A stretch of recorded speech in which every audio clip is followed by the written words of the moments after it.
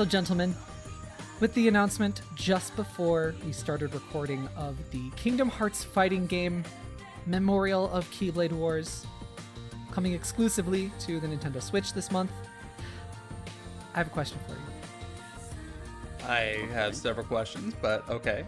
Don't look it up. It's really real. Okay.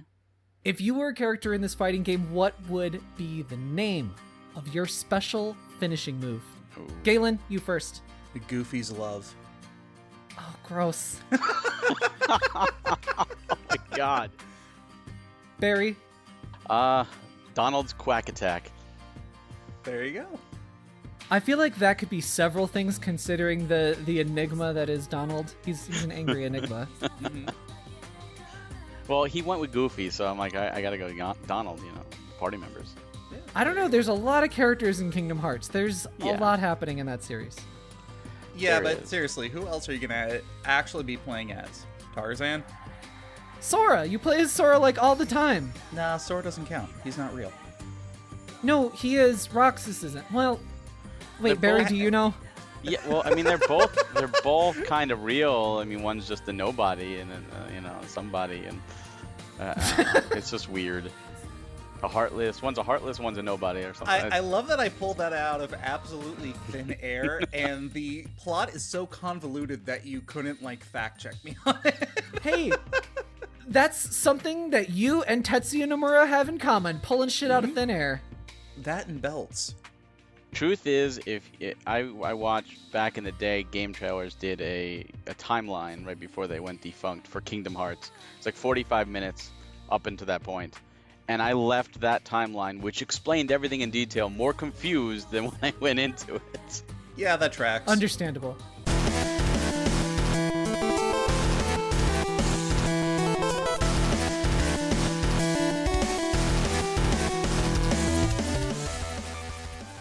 Hello, my little plant creatures. Do my bidding. Friends, thank you for joining us today on the Nintendo Everything Podcast, episode 92. My name is Oni Dino, and with me I have a stranded captain from the planet Kopai, completely helpless and needs a steady diet of fruit. It's Galen. Mm-hmm.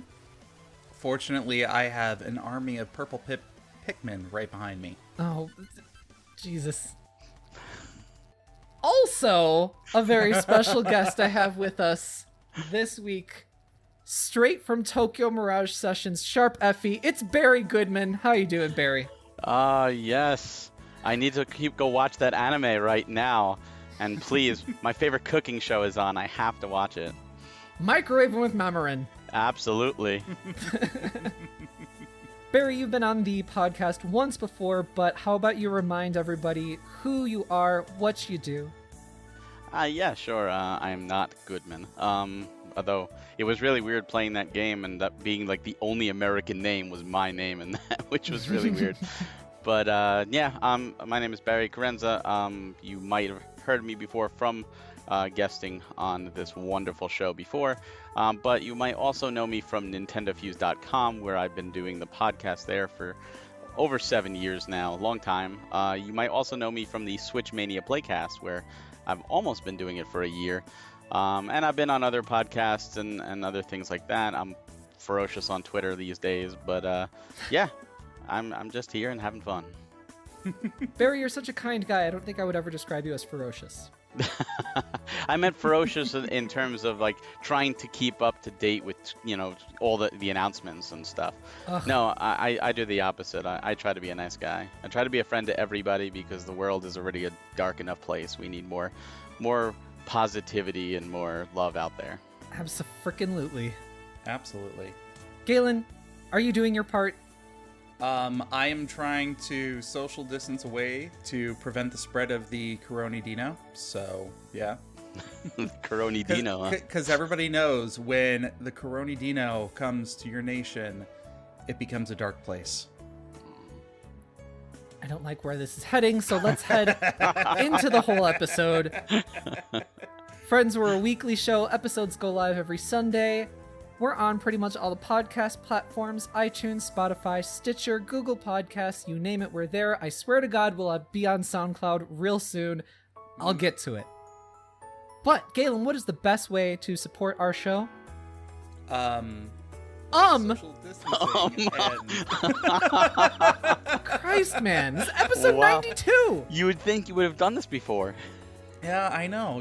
I know that the best way to support us is to leave comments on iTunes and other platforms, but I feel like it just needs that extra bit of pizzazz to really kind of like emphasize that point. Galen, before the pizzazz, you need to get the foundation right. People need to leave us a 5-star rating on iTunes. It's not about comments on iTunes. It's a rating, because once you get the ratings, you get a high star count or whatever, and then Super Mario, you get recommended in the algorithms to people. That was the second thing that I had on my list. Oh, I'm sure it was. I wrote down pizzazz as pizza, and I got sidetracked. So, we all make mistakes. Yeah, I can't blame him there. Pizza is very distracting. Yeah, in terms of mistakes. Barry, how do you eat pizza? How do I eat pizza? Yeah, With like, my are hands? you just like a bite into it? Are you one of the guys who like fold it up like a sandwich? Yeah, Barry's East Coast, so you fold it usually, Yes. yeah? I fold it usually when it gets a little closer to the crust. It also depends on how greasy the pizza is, and how runny the cheese is. Like if it's real greasy, runny cheese, then you have to fold it, because otherwise it's gonna get everywhere. But I like dry pizza, so you don't have to fold those. You know what? I respect that. You can stay. Oh, well, thank you. I am honored. Galen gatekeeping over here, like a real cool continue. gamer. Odie, continue. Oh, thank you. We both know that I am the true, gatekeeper of the Nintendo Everything podcast. Well, then I am honored, God. Mr. Gatekeeper. We have to move on.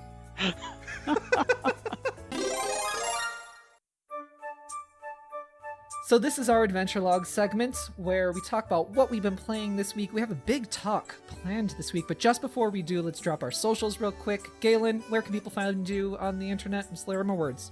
People can usually reach out to me on the internet on Twitter, and that handle is at Mobius087. And Barry? You can find me also on Twitter at Hawk Hellfire. And I'm on Twitter at Oni_Dino. Also, I forgot that I should have mentioned this.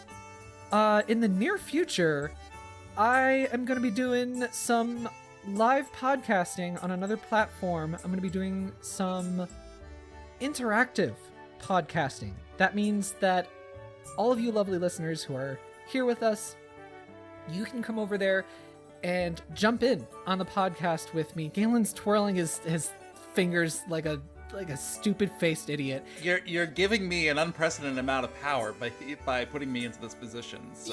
I'm not putting you in any position. I have the power in always every position. Anyway, you're ruining my spot. It's not completely set up yet. It is confirmed, so it's going to be happening, but it's going to be over on a platform called Get Vocal, and this is going to be a live podcast. It's going to be a 45-ish minute show.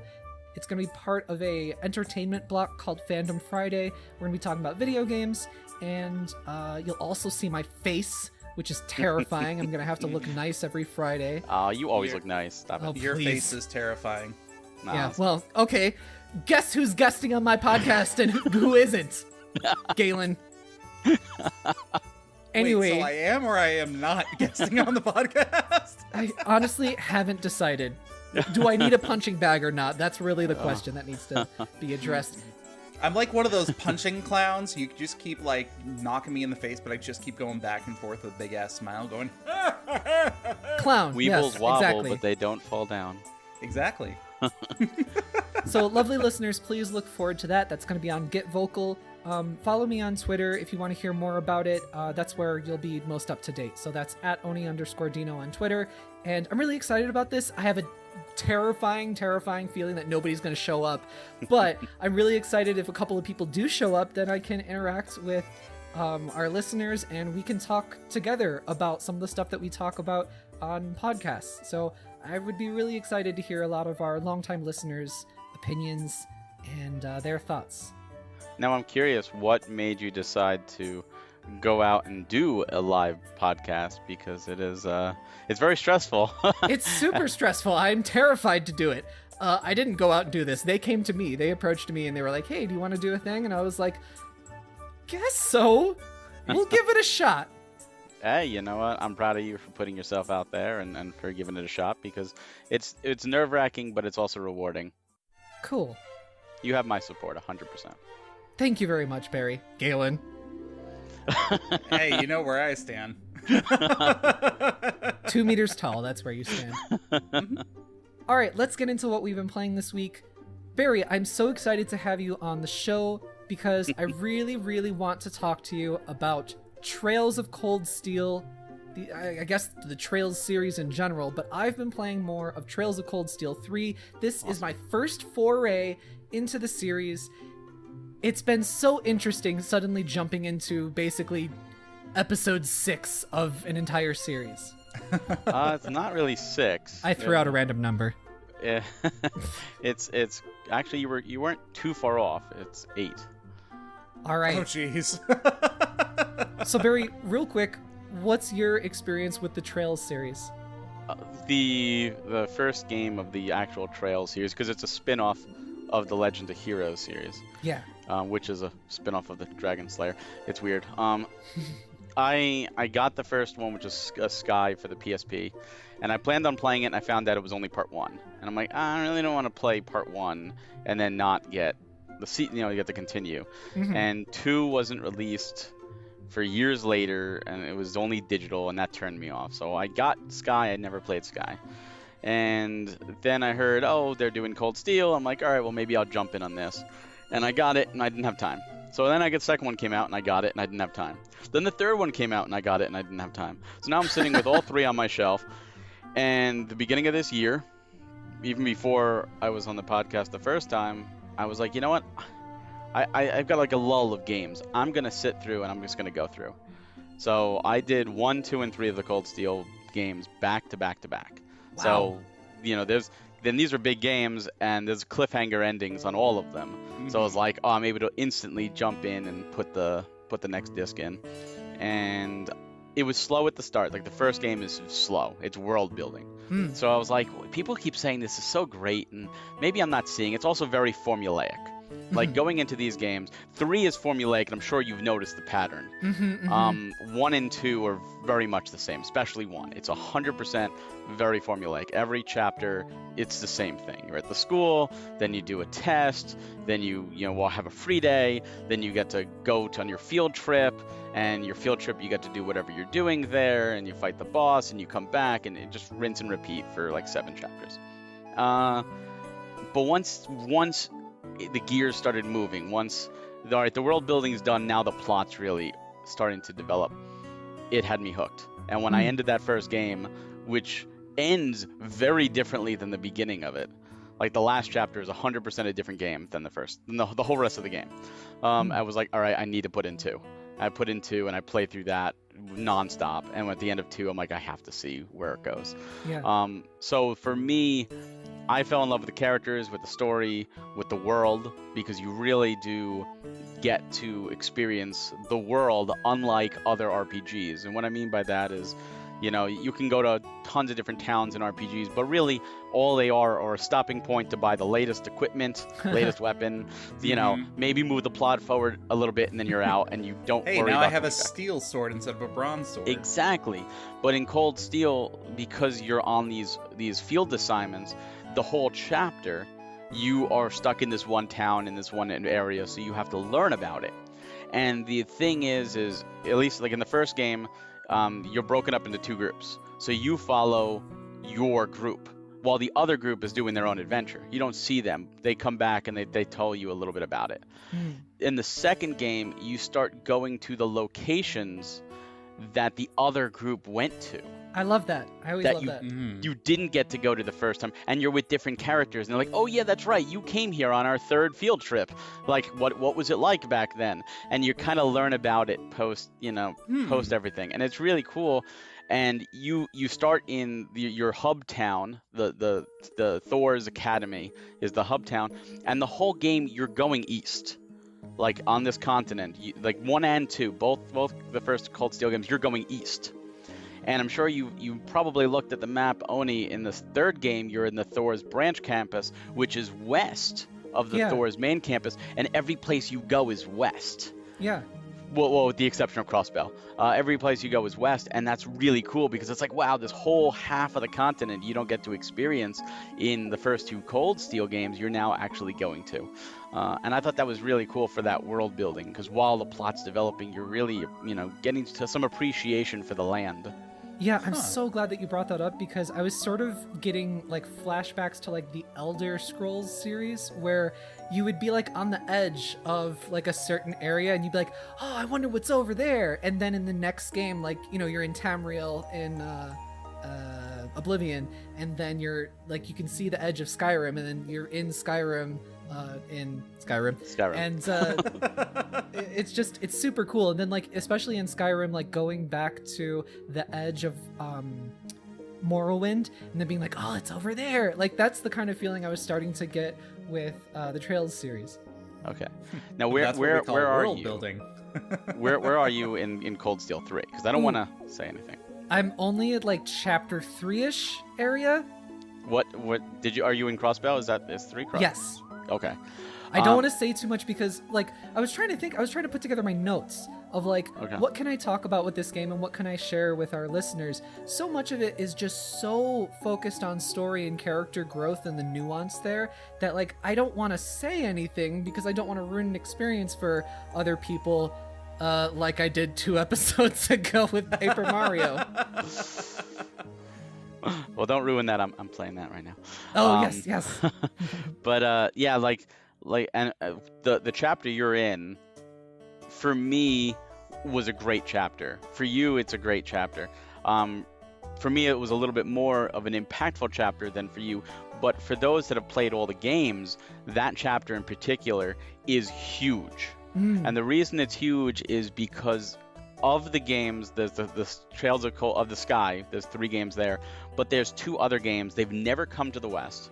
They're called the Crossbell Duology.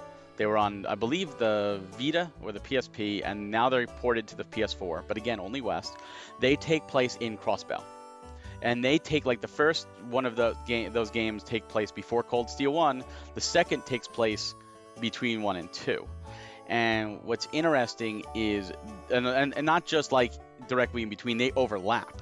So, for example, I don't know if you've gotten to the point yet where they talk about the tree in Crossbell, like, oh, that ever since the tree appeared, I forget exactly what they called it. Oh, I can't remember. I was in another game that was talking about a tree, so like I want to say yes, but I'm really not sure.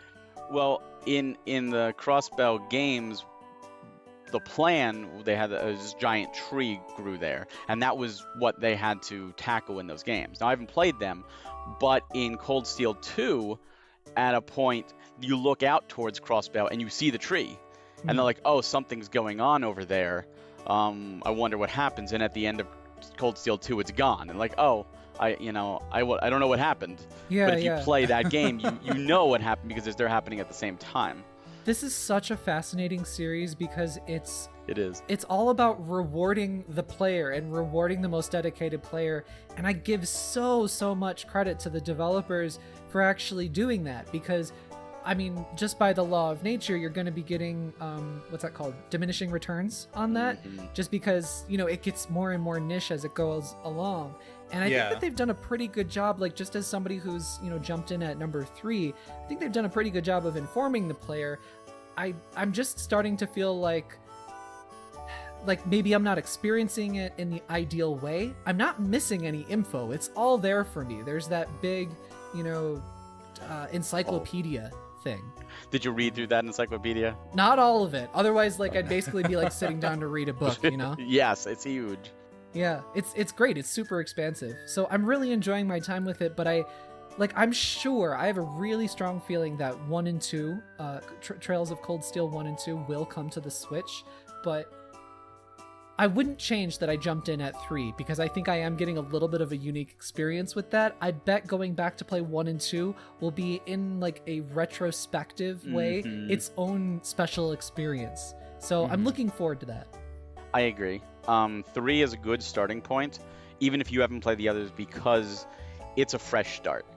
So like you're the new class 7, you have your new team, you're building them up, you gain that love for these characters. And that for me is the blessing and the curse for Cold Steel 3 for me. Like I love 3. The new team was great, but and for you it was probably nothing when the old class 7 comes in and they're guest characters. They don't stay with you. They're just there. You're like, all right, whatever. For me, if you play Cold Steel 1 and 2, that's your party. You play with those. Those are your party members. So to see them come back, it's like, yes, there's my my favorite healer or my favorite characters that I use, and then they leave, and it's like, no, don't go. But they don't leave to be bastards. They leave because they're all out of school now. They all have real jobs. And that's the cool thing about it, is these characters really grow. These characters become their own individuals, and to gain that love, to like, don't leave. The fact that I was screaming like, no, please don't leave, I want you, showed how much of an attachment I got for these characters over these 2 games, that to see them, it was like, yeah, screw new class 7. Let's bring the old ones. We're the old group coming back in.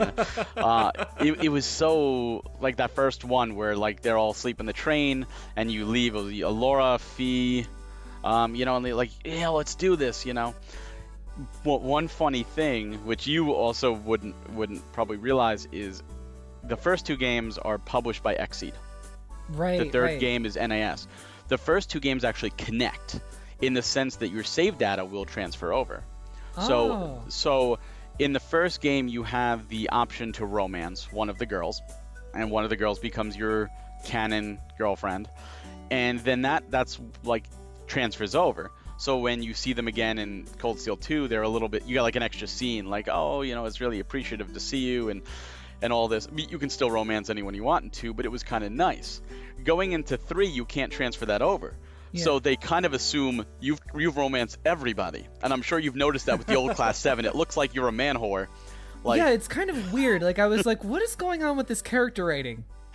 It's because they have to assume, because nothing transfers over, that you romanced anyone could be that's possible. You could have romanced. Okay. So they treat one of these is the waifu. Let's just roll the dice. Let's throw everything against the wall. See what sticks. Yes. I wish they would have had you choose your favorite color at the beginning of the game, like when you started, and you just be like, that's a weird question to ask, and then later on it's like, oh, the girl with the whatever colored hair. That would be cool. That was one of those things that it kind of took me out, because it was like, no, I didn't go with you. Stop, get off of me, Yeah. Why? God, they made me a whore in this game. Yeah. And I wasn't, I swear. But there's other cool things. To be fair, in most RPGs that give me a romance option, that's exactly what I choose to be. I am definitely the man whore in every romanceable RPG that I play. So believable. Have you played Persona 5 Royal? I have not. I have not played that one yet. You get punished for that. Galen's what we call on this podcast not a real gamer. Not a real gamer. You get punished for doing that. Yeah, one cool thing, which I'm sure you've heard the term in Cold Steel 3, the enforcers. There's a couple of them, like McBurn and Campanella. You probably have encountered already. McBurn has the bright hair, the Campanella has the green hair, the fool. They each have their own little names. There's a bunch of them, but they're not in every game. So like Cold Steel 3 has the fool, Campanella, and they're like, all right, this is cool. When I saw that, I didn't know who that was. He's actually a villain in the Crossbell games. So he doesn't appear in Cold Steel 1 and 2, where McBurn does appear in there. And it's like, oh, cool, okay. And like Blue Blanc is from Cold Steel 1 and 2. So I'm like, oh, I get that. Cool, okay. So it's really mixing the two. And like your teaching staff, you have Orlando is one of the main party members in the duology in the Crossbell games, but now he's a teacher, and like I didn't realize that at first. I looked it up. I was like, is there a significance? Oh wow, this is a party member that's now just put to a teaching job, and the rest of the teaching staff is from Cold Steel. But it's like, oh, that's so cool how it's mixing the two worlds, or the two games. And Sky took place beforehand, but it's all part of the series. And they actually put a trailer for Cold Steel 4 coming in, because Cold Steel 4 has characters of the Sky gonna be there, So it's okay. it's such a grandiose finale that it's bringing all the characters thus far coming there. It's like an end game, like Avengers Endgame with all the characters coming there. So Yeah, it's a 'cause real 4 reward. 4 is supposed to be the last one, right? It's the last of the Cold Steel. Of the Cold Steel series, yeah. There's another series coming after that already. But if they're going to be confirmed. bringing in characters from the Sky series into this one, that's probably their way to prop them up for a new whatever the Yep. hell. But they also announced a new thing, didn't they? A new Trails offshoot. Wasn't it called Trails of is it Zero or something? I don't remember. I translated no, something. Zero is the Crossbow Games. Okay. That's What? just recently translated for. I know what you're talking about. That is another offshoot. Yeah, I do know what you're talking about. This is such a rich series. It's like so good. it can be difficult because I think that there's so many different things, but it's not necessary, but it is definitely beneficial, I think, to get into it and just dive into it. So I think if a listener is listening to this and they're, kind of trying to figure out what should they do, I think all in all, if they are a big fan of like anime and long overarching stories like a Game of Thrones kind of thing, this is a very rewarding series. It's not just long for the sake of long. It's not like superfluous or anything like that. This is a series that if you give yourself over to it, it really does have a big impact on you. Yeah, it's really interesting hearing both of your varying opinions on this game, because Oni, you're coming into this game a newbie, essentially. Fresh and nude. Barry, you're definitely coming in with a lot more of experience and a lot more appreciation to some of like the subtext that they're throwing in throughout the series. So a question that I have for both of you is, give me your one sentence elevator pitch of selling this game to somebody who has never been invested in the franchise before. Ooh. That's a toughie. One sentence. I'll give you 2 sentences since you're the guest. Thank you. It's my role as a gatekeeper. You want to go first, Oni? Okay. Rich anime world building with systems-driven turn-based combat. No. Excellent. I'll say interconnected, living, breathing world with fleshed out characters, a gripping storyline with arching narratives, fantastic villains, and true admiration for all the characters in the story. Not just your party members, the rest of the characters you fall in love with, and when like one of them dies, you just like, oh my god, and one of them, when you meet up with them after a game, it's like, oh my god, I'm so happy to see you again. Even though you're never in my party, I'm just so happy to see you again. Yeah, like they're really everybody. fleshed out. They really are. Unbelievable. It's so good. Well, the judges' results are in. Oni, you got a 6.5. Barry, you got an 8. So you are the obvious winner. Thank you so much. Our 0 out of 10, Galen. I can already see this was already fixed. So I could have just said the word poop and I would have beaten him. Well, I had to knock down a point because you didn't say that. So sorry. I'm a fair judge. That's the kind of humor that Galen goes for. I could have said that. So all of our lovely listeners, Trails of Cold Steel 3 is on the Nintendo Switch, and it's on, the other entries are on other platforms. 4 is not out yet. 4 will be coming to the Switch next year, I believe. And just keep an eye out in case some other stuff happens with like 1 and 2 coming to the Switch. This is a very, very rewarding series, so do keep an eye on it in the future. Yeah. Nice. I agree with that. Yeah. Would you go back to 1 and 2? Yes, because I want to have that retrospective experience with it, where most people are playing it 1, 2, 3, 4. I'm happy that I have this weird backwards experience that gives Sometimes you another unique look. Yeah, you get to say like, oh, like you meet Elliot and he's a piano, a violinist, and he's touring around right now. But then you go back to 1 and he's, just a fledgling nerd, and he's in music class, and you find out his backstory, and it's like, oh wow, you have more of an appreciation because you've seen where he winds up. Yeah. It's almost like, what they do in the beginning of 3 is they show you what's going to happen later on in the game, and then they're like 4 months earlier, that kind of thing. Well, Just a different way. that they do that in 1 too. Okay. They start 1 the same way, and it's like, blonde hair girl, brunette girl, they don't spoil the names. Yeah. 2 doesn't do that though. 2 just like 1 and 2 are like one story, and then 3 and 4. So like 4 is not going to start that way. At least I don't think it's going to. Gotcha. I like that they do that though. It's going to mostly be like 1 and 2 are more connected than anything, and 3 and 4 are more connected than anything, I think. Correct. Yeah, because the crossbelt characters and the sky characters aren't in 1 and 2, with the exception of the end of 2, because the end of 2 kind of starts to connect. Gotcha.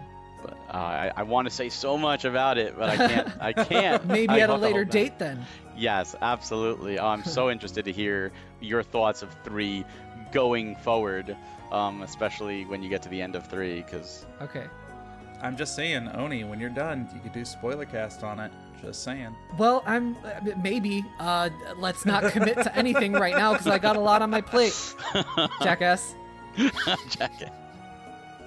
One last thing I wanted to mention about this is I did talk about last week in the podcast about Cold Steel 3.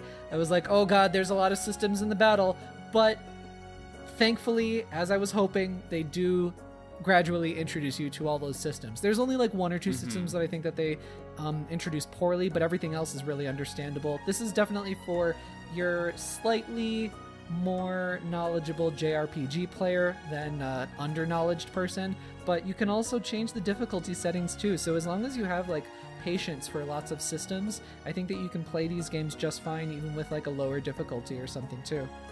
See, I didn't like there's a lot of UI changes in 3 versus 1 and 2.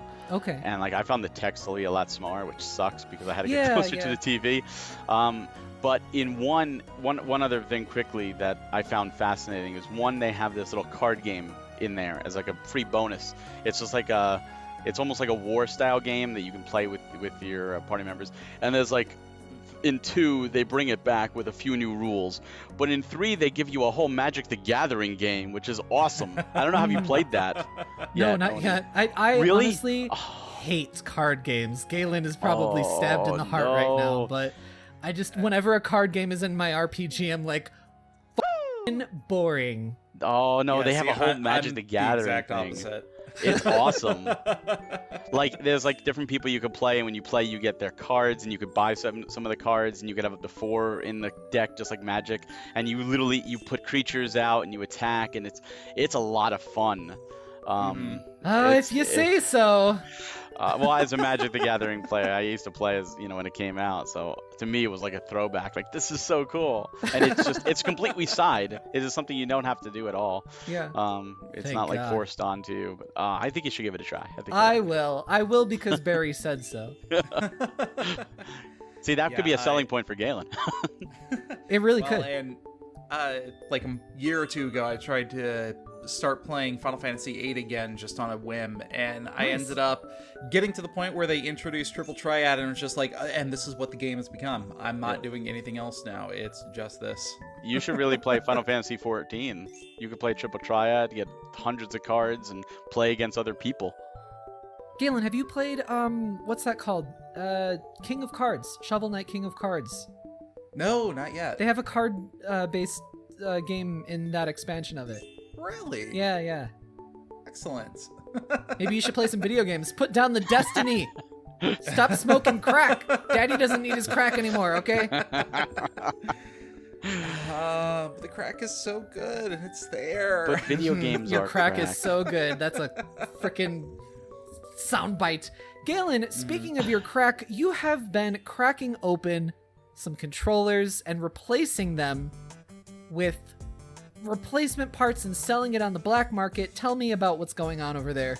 There's a fortune to be made in selling the turbo function to a bunch of Fortnite 14-year-olds, so... You know what? Fine. Fair and fine. No, I decided to dive a little bit in this week into some very light controller modding, which is something I haven't done before ever. And by modding, I really just changed out the shell to my Nintendo Switch Pro controller. Like, that's all it was.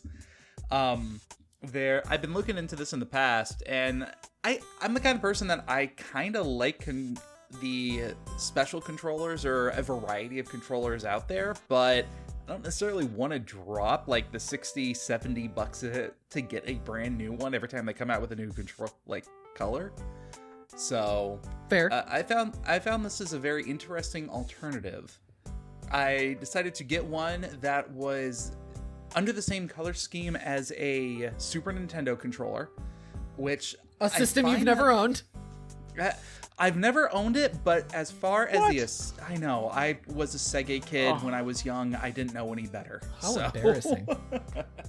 Welcome to the Nintendo Everything podcast, where you have a Sega kid. Fake gamer! Didn't you guys spend the entire episode last time you were on talking about Final Fantasy VII Remake? Just Which saying. no. The Nintendo Switch. I didn't play it. He was talking and about it. I was only talking about the demo. That's true. Worse. We were only talking about the demo.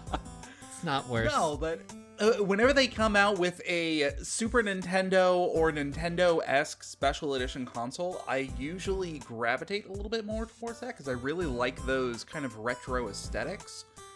The 3DS that I have is a Super Nintendo modeled one that they came out with like late in the generation and whatnot. Yeah. So, yeah. Anyway, this is my first time actually cracking open a controller and switching things around, and I found it was that was the sound that it made. I found that it was actually a really easy process. I garnered more of an appreciation of how the controller is designed. Why so? Well, there were certain things about the controller that I didn't really realize until I was actually cracking it open. For example, the handles, they are completely separate. Like, they are screwed in separately to the base of the controller shell. So if I wanted to, I could actually keep the original colored handles and change out the base between a different couple of variations. That makes perfect sense for their manufacturing because they have controllers where they only change the color of the handle, but the other mold that goes on basically the body is the same color. So for example, the Splatoon one, the handles are colored, but then the body is the same color even though it has little designs on it. So that probably saves them money in the production. Absolutely. Xenoblade 2 also was like that. Xenoblade 2, I think... So I think... It's downstairs.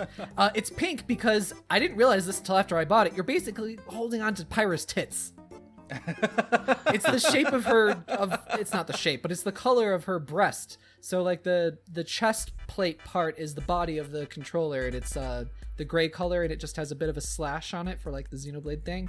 And then the two pink parts are the pink color of Pyra's tits. That's your story, and you're sticking with it. Absolutely, it's canon. Yeah, I believe it. Galen, go on. Sorry, I interrupted you. No, it's fine. Going more into the controller itself, there were a bunch of screws that I had to take out that was holding the circuitry to the actual shell itself, but I never had to disconnect anything. Like, there was never a point where I had to, like, unhook a cable or move anything like that. I was kind of surprised by how easy it was moving everything around. It must have been easy if you did it. Yeah, absolutely.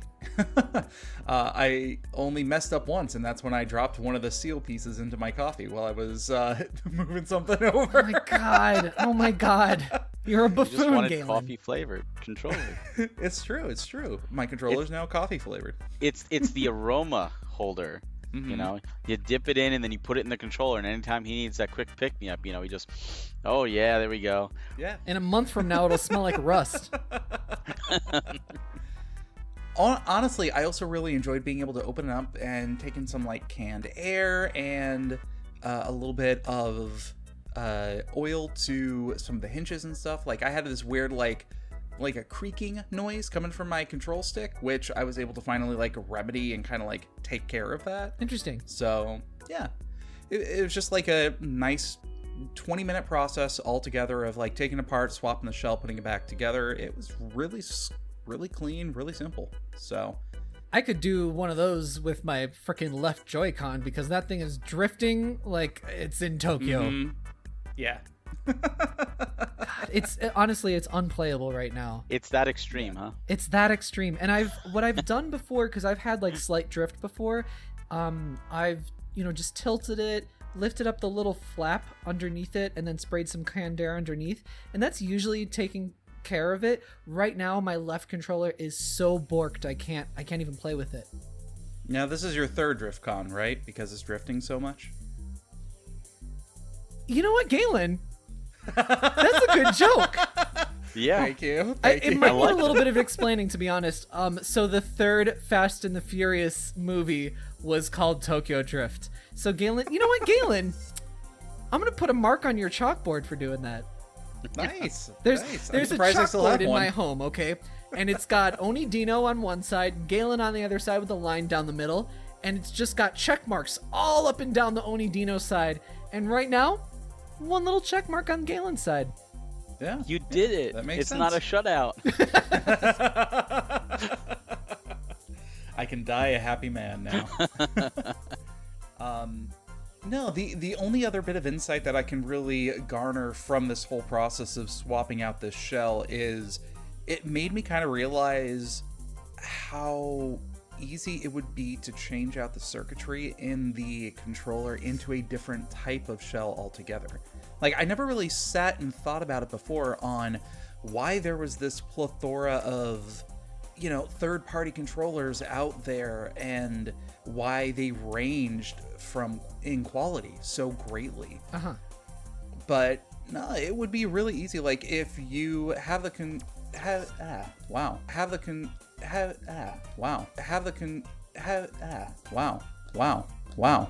No, that's staying right in there, Galen. Thank you. I would expect nothing less. If you had the problem of like, hey, I don't like how these buttons are slanted, or I didn't like the D-pad on this particular controller, I mean, it wouldn't be too hard to be able to change out those pieces and rearrange those pieces into a different shell with something like 3D printing and being able to move the different aspects like that. Yeah. So my only problem with the Switch Pro controller is that the D-pad sucks compared to like every other D-pad that Nintendo has made.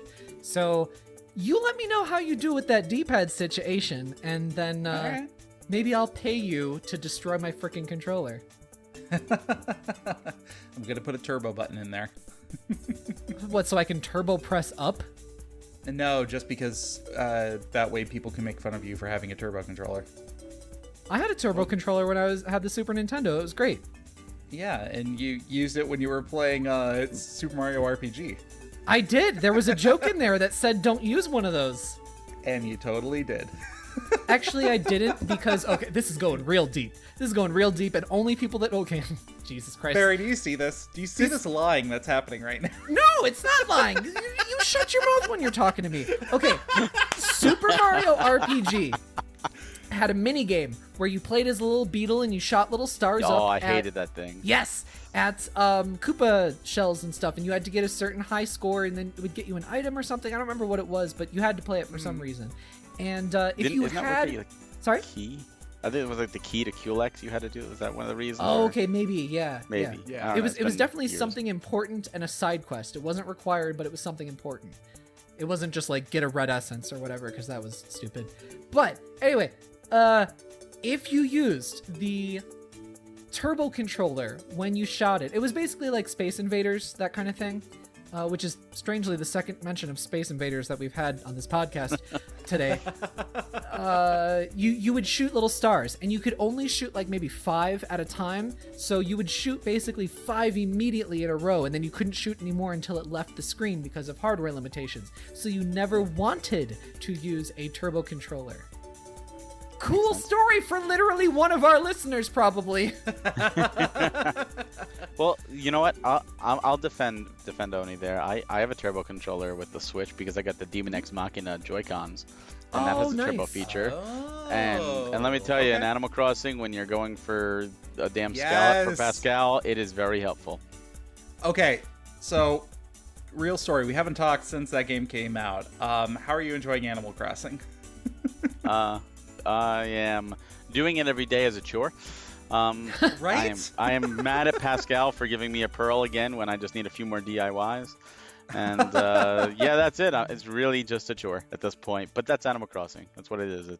I think it's funny because I seem to be the only one in my friend group who is able to get pearls from Pascal, and I don't know why.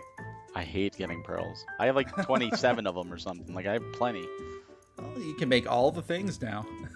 But I don't have all the DIY, so I can't make all the things now. Have you put your island up as a dream island yet? No, so I was going to, but there was a whole thing where they were blocking and deleting islands that had hacked items. And a friend of mine gave me a hacked item. I didn't realize it was a tree with the heart pieces, the crystal hearts. I was like, oh, that's so sweet. So I put it up in my little park area, and I'm like, that's really cool. And then I found that out. I said, oh, I'm not going to do that because I'm not going to lose 500 hours or whatever in Animal Crossing. No, that's fair. And then they did that just recent update, and I logged in, and now it's a money tree. I'm like, oh, they destroyed them all. So, like, for people who paid real money, I'm sure they're pissed. Like, I just got it as a gift, whatever. So now, technically, I could. However, because I only really play more as a chore, my island is overrunning with flowers because they just keep multiplying. And I'm just too lazy to clean them up. Yeah, they're all over, and I'm just too lazy to clean them up at this point. Galen, so clearly, you need to become Aerith and become a flower girl. Well, there you go. You can make one gill per each, unless you're giving one away to a spiky-headed blonde dude with a complex. You know, you joke about that, but I'm pretty sure you can do a Midgar Island. Oh, of course you could. You know, you realize that was an underhanded way of him saying that he wants you to get stabbed in the back, right? 1/3 of the way through. To be completely honest, he said it to my face a couple of times, so it's not that big. It's not that underhanded. Galen, think about your age. You're 1/3 of the way through. You better watch out. It's happening. But if you die, you could find your true lover. I'm going into the live stream now. You know what, Galen? You've never played Final Fantasy VII, and I want to just applaud you though for playing along with the big boys. We're off the rails. Yes, we are. Barry, is there anything that you have played this week that you would like to talk about before we move on to the news? Well, I'm currently doing Paper Mario right now, which I absolutely hated the battle system at the start. Really? I still am not a fan of the battle system, especially the bosses, but it's kind of growing on me in the endearing way. Yeah, I just wish it was standard battles. However, the rest of the game is brilliant. Like, the fact when it breaks into a Wind Waker thing, I'm like, what? This is freaking Wind Waker in Paper Mario. Right? Even with the power, courage, and wisdom. Like, what the heck? Like, it's brilliant. That's brilliant. If I could just turn the battle system into a standard RPG battle system, and maybe bring back experience points, because I would like to level up, the game would be perfect. So for me, like, I'm in agreement with you, except that I'm not harsh on the battle system. I really like the battle system. I really like the boss battles especially. I don't miss experience points or anything like that. I would probably prefer it over what we currently have, but at the same time, I'm like, they're, for lack of better word, innovating. They're trying something new at least. Yes. And I always appreciate that, even if it doesn't really stick the landing. They're sticking the landing so much better than the last 3 games, in my opinion. This is the best Paper Mario game that I've played since Thousand Year Door. I can agree with that. I'm also not a fan of the weapons breaking thing. Like, come on, that was the worst part of Breath of the Wild. Stop making every game have breakable weapons. You know, like, I understand that criticism for sure, but I definitely don't feel it. Like, it doesn't break so often that I've ever found myself, like, concerned. Really? Yeah. Oh, they break all the time for me. Like 6 times using it, it's, like, broken. I'm like, what the heck? Yeah, I get about 6 or a little bit more than that, especially with, like, the stronger weapons. I get a little bit more. But also, I sort of have that play into what I'm doing, so I try and remember, like, okay, this is a Goomba. I know I can kill him with just, like, a standard jump, because your standard jump and your standard hammer never break. For listeners who haven't played it yet. So I won't use my shiny jump on it or my whatever after that. So I sort of, like, play that into my puzzle solving thing. But a lot of again, the times I just use the standards because that's just the way I always play. I always like, oh, I'll need to hold on to the rest of this for a more powerful boss, and I wound up beating the game with like 1,000 items that I never used, but I could have used, just because I'm like, I'm gonna need them one time. I don't want to use them, so I'll just tank through it, whatever. Dude, that is me playing Resident Evil. I'll be on the last. I'll be the last half stretch of a Resident Evil. I'll have 9 first aid sprays, and I'll be like, no, but what if I need them? Yeah. Oh yeah. But yeah. So that's what I'm mainly playing now. I just did finish Persona 5 Royal, which Nice. took almost 150 hours. Did you play the vanilla one? Impressive. I did not play the vanilla. Okay. So I just jumped into Royal, and I'm glad I did. It was way better than I expected. Cool. Because it was hyped up, but I still have some nitpicks. I assume you played it. No. No? Oh, come on. Here's the big problem with me when it comes to that game. I He's was a so fake gamer excited. and What are you saying over there, Galen? What? I'm saying you're a fake gamer and Oh, you that's what I was don't know waiting how to for. play games. That is the most pot calling the kettle black it's ever been. The only game that you're involved with is the game that you talk. Oh, come on. No, guys. What does that mean? No. What does that even mean? he means you talk a big game, but you don't back it up. Jesus, thank you for being our translator today, Barry. No, so okay, This is the Barry Everything podcast. I love the Shin Megami Tensei series. I love the offshoots that they've done. I loved Persona 2. I was so on Persona 3, didn't really play Persona 4. I was like, I'm going to get into Persona 5 when that game was coming out. I got so excited. I even pre-ordered it. I hardly pre-order a game. Pre-ordered it, then it got delayed one more time for the West. During that last delay, I was like, my hype dropped off because whatever else came up. And I got my pre-order in the mail, loved the limited edition I got. I'm looking at my Morgana right now. She's up there. Or he's up there, whatever. He turns into a cute little twink in Persona 5 Royal. But anyway, never played it. It's sitting right there, and now Royal came out, and I'm like, well, do I go with the vanilla version that I already have, or do I go with Royal? Like, Royal. I don't know what to do. And then Shin Megami Tensei 5's coming out. Go with Royal. Royal adds 2 main new characters and a whole third semester with an extra palace. And if you play the vanilla, once it ends naturally. But the whole premise of that new chapter is a really moral gray area. I'd love to spoil it. Like, it's one of those things where the villain comes to you and says, look, I want good things. Like, I'm not really a villain. It's one of those cases where the villain could be the good guy, depending on your perspective. And it's so funny because it's like, who do you go with? Do you believe him? Do you not believe? And he really has good intentions. It's pretty much like if someone said to you right now, "Hey, I can remove any pain you have. I can make your life perfect. Everything you want can be there. I can give you the life you want. Would you like it? Yes or no?" And it's like, wait a minute, you're the villain? I have to think about this. What you're offering me is actually a good thing. But do I want to take it or not? I love that. I love villains that are not, I'm evil for the sake of being evil, but you know, they have good intentions. And I do recommend Royal for that. But it is a big game, and it commits, for me, like the cardinal RPG sin, and Cold Steel does this as well. Ooh, let's hear it. Where if you have an RPG where there's romance options, or not even just romance like love options, but like bromance, like, you know, friendship options. When you have those individual scenes play out, you get to see the characters grow closer. I love that. But then you go back to the story segment, and they're just acting like they never saw each other before. Yeah. And it's like, it pulls me out. Like in Persona 5 Royal, just as an example, the girl that I dated in the game, she's all like, I love you, we're going to be together forever, all this stuff. Like, oh, cool, you know, I'm happy these 2 kids are happy. And then they go on this trip, and they're just talking, like, in this hotel room, and she's like, so, what kind of girl do you like? And I'm like, whoa, wait a minute, whoa, hold on, why are you acting like you have no idea? Like, you know, and one of the other guys, oh, I'm sure he can get all the ladies, he likes them all. And I'm like, hold on, wait a minute, this wouldn't be happening, you're my girlfriend, like, why are we have... So, like, things like that pull me out. Yeah. I hate when that happens. It's like a, gosh, I don't know, mixture of, like, bad planning, and, you know, one project manager is not talking to another project manager during development. I feel it could be easily done, especially like Persona has a numerical system for what they call confidants. So you start at level 1 and you go to 10. 10 is max. Yeah. So you can easily have, say, a three lines of dialogue whenever it's appropriate.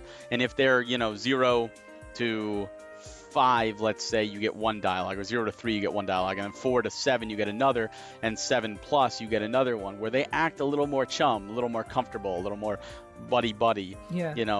And I think it's a little more work, but I think it pays off more.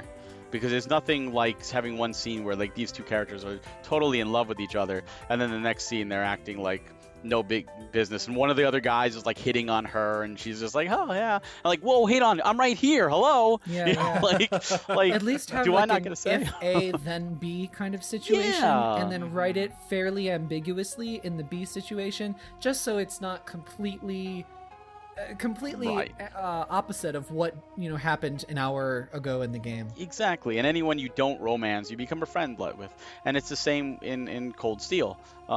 That's why I said like I found it so funny in Cold Steel 3, where they write you as a whore because they couldn't transfer the data over. I know that Mass Effect has done things like that, and a lot of RPGs where they have these type of systems. I don't know why it's so hard to not connect the two lines of dialogue, because it's so jarring. Yeah. At least to me. I wonder if that's a localization thing. Like, if it's more prominent in certain, like, areas than other, depending on how it's written. I wouldn't say that that's a localization thing. No, that's a coding thing. Yeah. Like, to code those like if the Japanese developers put in those options to even simplify it to an A B, like Oni said, then there's no reason the American translators would omit that. Like, even if there's 10 extra lines or whatever, they're already in the recording studio. Just record them. I mean, they got everybody, like for Royal, they got everybody back to do it, like the voice acting to do it. And it's not just, oh, you get an added thing in the end. There's stuff in between because those new characters are integrated in the entire game. And they so it's not like you rewrote lines too for the localization. I remember hearing about that. Yep. So it is a very good game overall. Definitely enjoyed my time with it, and I'm looking more forward to Shin Megami Tensei 5 now for sure. Yes. So I did Tokyo Mirage and then this. So I was like, all right, a lot of SMT this year. Nice. But yeah, that's been my main squeeze. Going from one big RPG, I'm like, what about my palate cleanser? Paper Mario, here I go. Yeah, like no palate cleanser. Let's just jump right in. The only I've been doing some indie stuff too, just like little stuff on the side. I don't know if you played the game Dodo Peak that just came out. Yeah, we were given codes to review that, so we got to play that, and I got to sit and I got to talk with the developers of that game. Really, really sweet guys. Cool. So it was really nice to just be able to do that and get like kind of pick the brains of the developers, and that was kind of my palate cleanse in between the two big RPGs. Like, here, play an old school arcade game, and then jump right into Paper Mario. Cool. But yeah, that's mainly what I've been doing. So let's move on into the news for this week. Lots of stuff to talk about. So a quick PSA, just talking about the Switch hardware sales.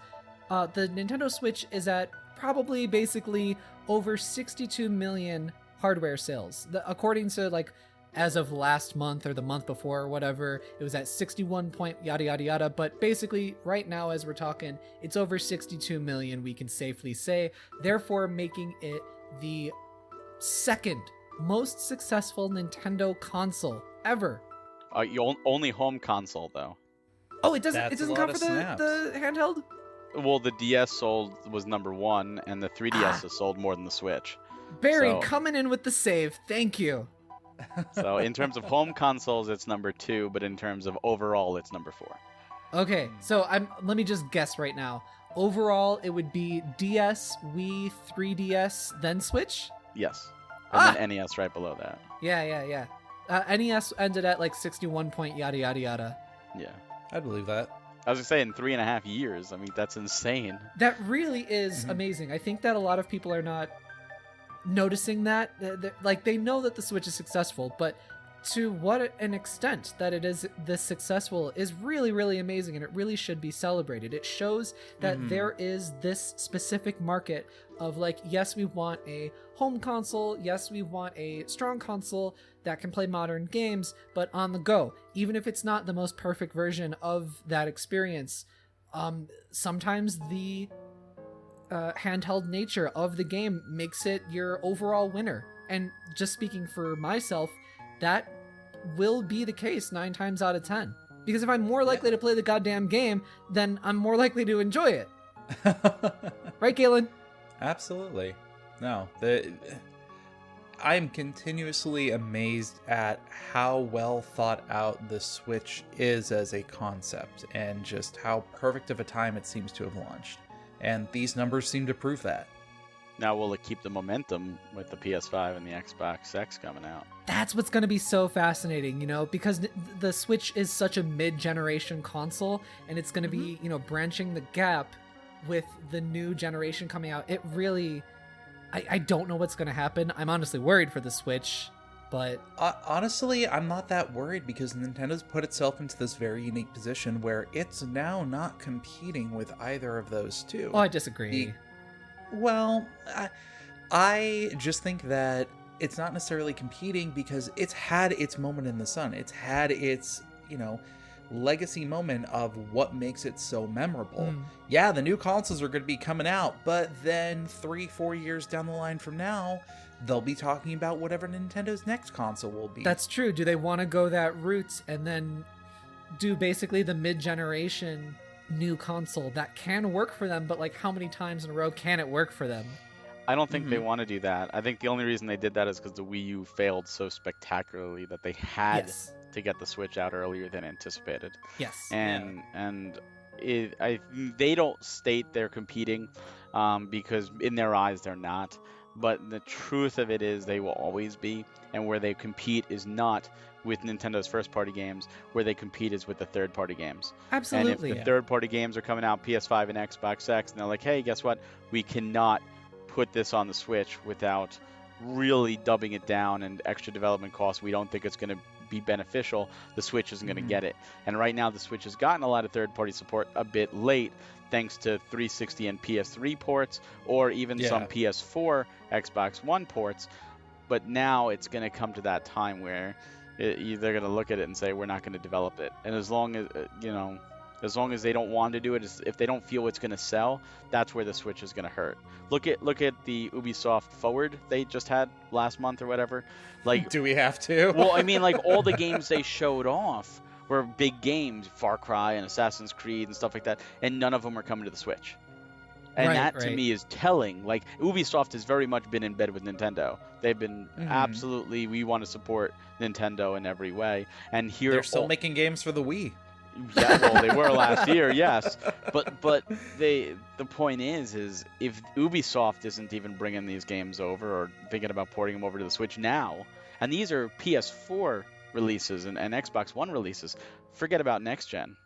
Yeah, exactly. Because if you're benchmarking something at, even just talking about RAM, if you're benchmarking something at 16 gigabytes of RAM, then you have to, port it backwards for a handheld console that has 4 gigabytes of RAM.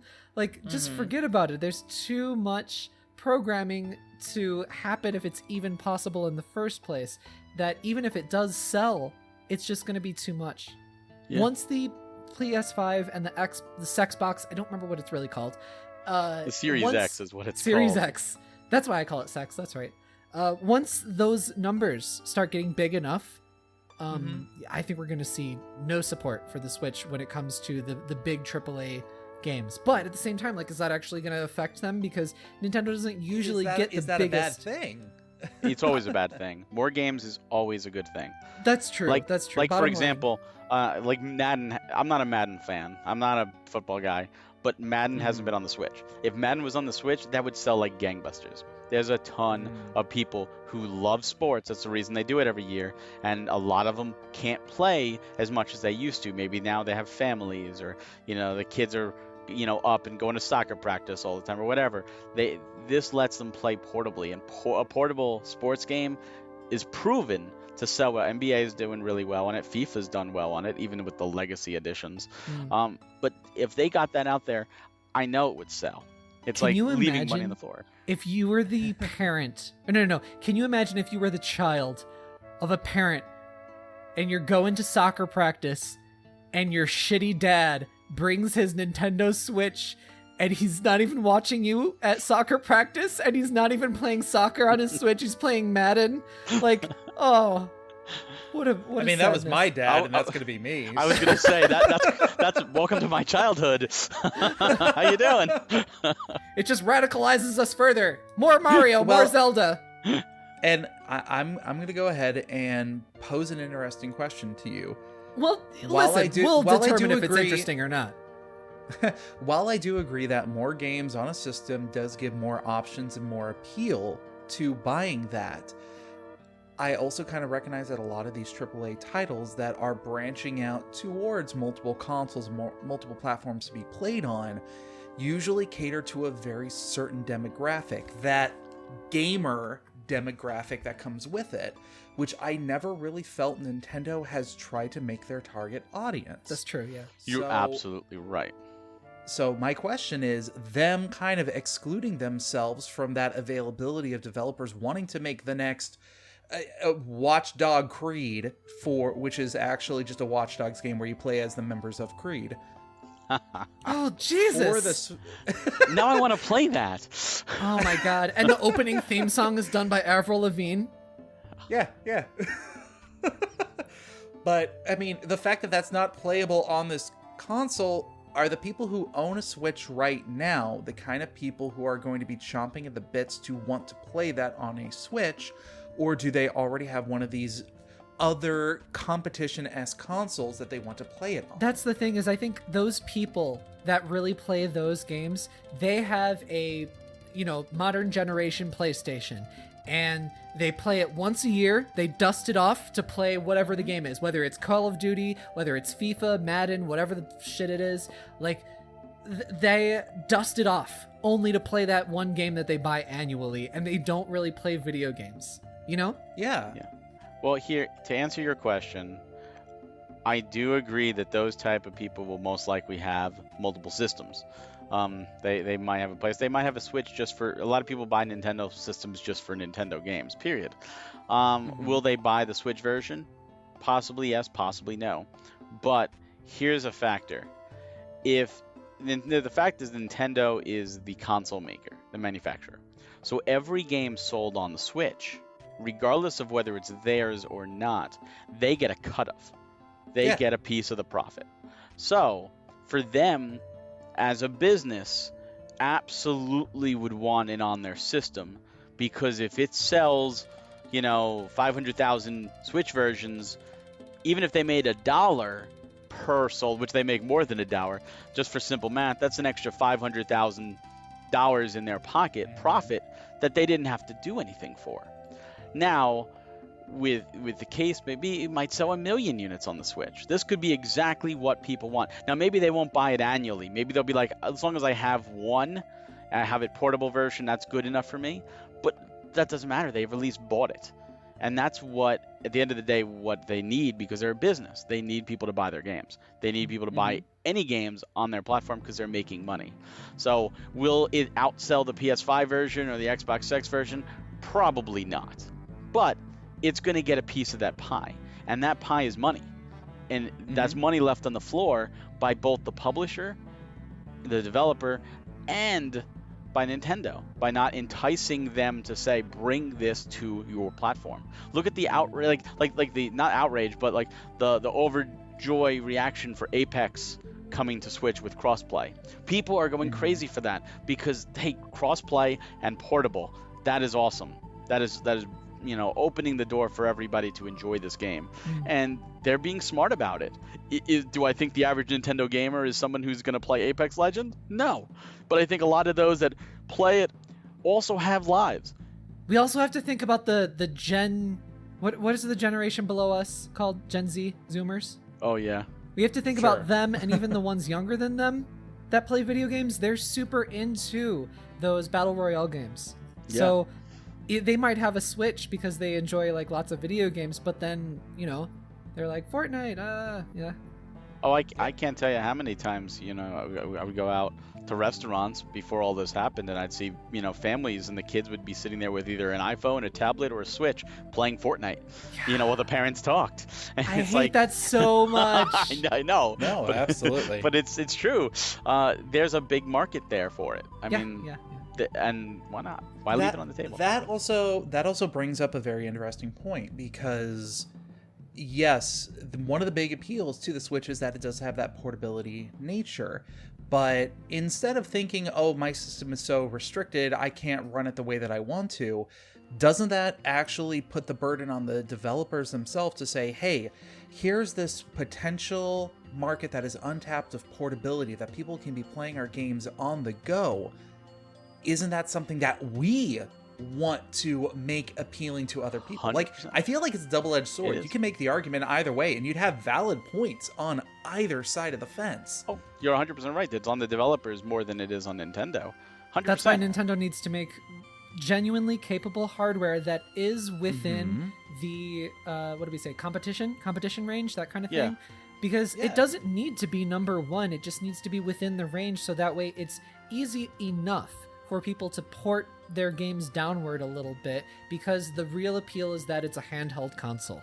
It is the appeal that it's a handheld console, but also because Nintendo has staggered their releases the way that they have right now, and they are in this mid-generation point, they now have the benefit of hindsight in seeing, okay, when the Xbox and PlayStation decide to come out with the technologies that are being developed around them, what can Nintendo develop their future console to kind of accommodate with what people are using at the time? It wasn't too long ago that they decided they were coming out with a new version of the Unreal Engine. Yep. Well, Nintendo can actually take that into consideration when they say, okay, what is the Switch 2 going to be able to do? And what does it need to do to have those factors in there? You're right, and they need to look at that. I think the biggest hurdle, and you could agree or disagree, I think is cost. And Nintendo does not want to sell at a loss. Nintendo wants to sell everything at a profit, and they could make the most powerful handheld. Anyone can make the most powerful handheld possible, but you're looking at $1,000 system, and it's like, will the general public, consumer just be like, I'm willing to drop $1,000 right now to give this to my kid for him to drop it and go, oh, there goes $1,000? No. Yeah. So would I buy it, or would you guys buy it? Probably, yeah, because we're so engrossed in it. We're desperate weirdo shills. But there's the episode title. Oh God, what did I sign up for? But no, you came back. You knew what you were getting into. That's besides the point.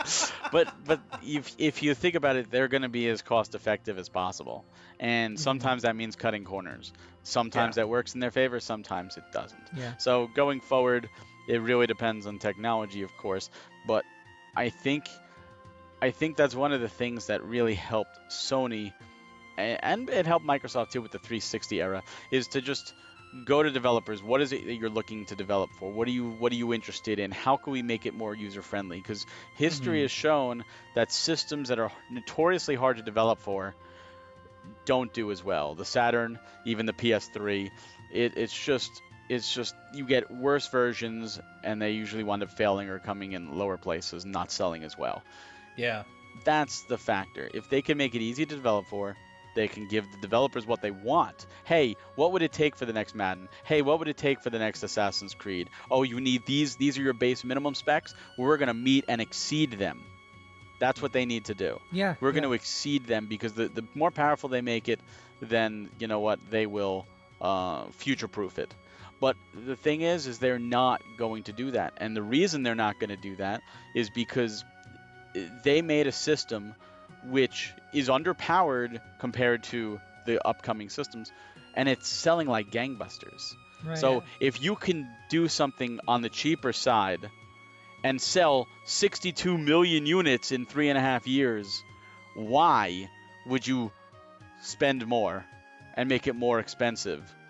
They're going to shoot for that $299 price as a sweet spot. They're not going to want to go above it, because if they're selling 62 million units at $299, how many are they going to sell at $3.99 or $4.99? Probably not 62 million. Not this quickly. It's really a tough tough ball to be in. Yeah, absolutely. I do believe that there needs to be some consideration given to the non-gaming market when it comes to name recognition, when you are considering how Nintendo is going to stay competitive with these new consoles coming forward.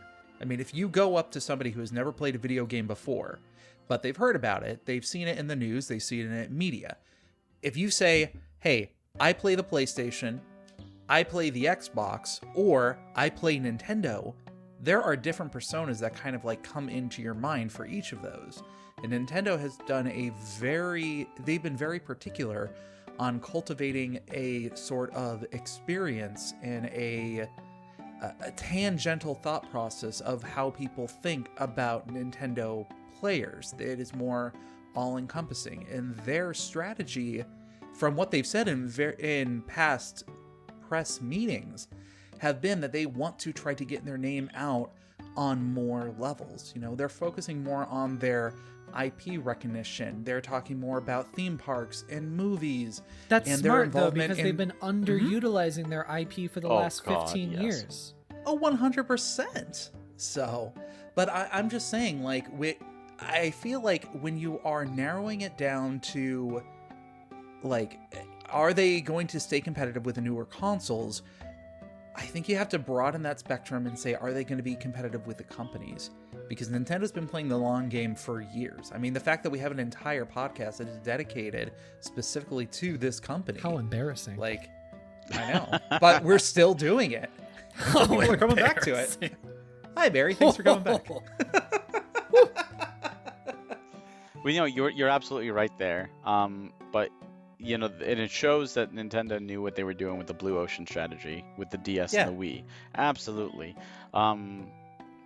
The idea is to not only broaden, but to also cater to everybody. If you cater to everybody, you have all your bases covered.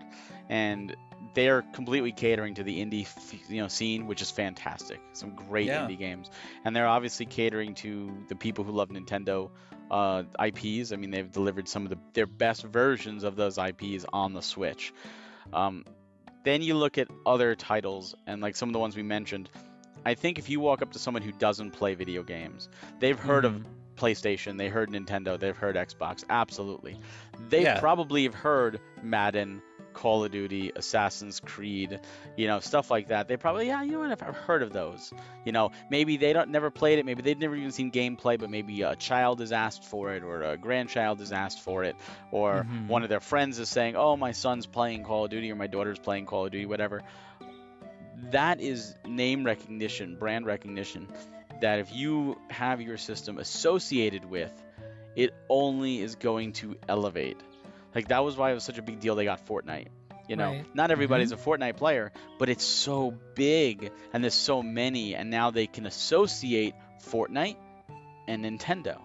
And that's what they want. If you say, oh, you're going to play the next Assassin's Creed, or what system are you going to play it on? The immediate thing is PlayStation or Xbox.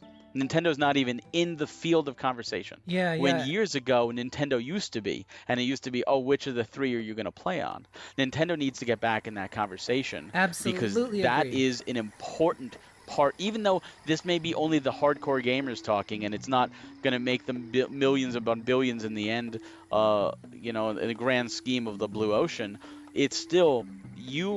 You know, and if you're that one person that says Nintendo, everyone looks at you and go, what are you talking about? Okay, why talking. Nintendo? Yeah, and it's true. Like, people say, oh, which are you, a PlayStation gamer or an Xbox? Like, it's always those two. What about Nintendo? And Nintendo's in a whole nother field.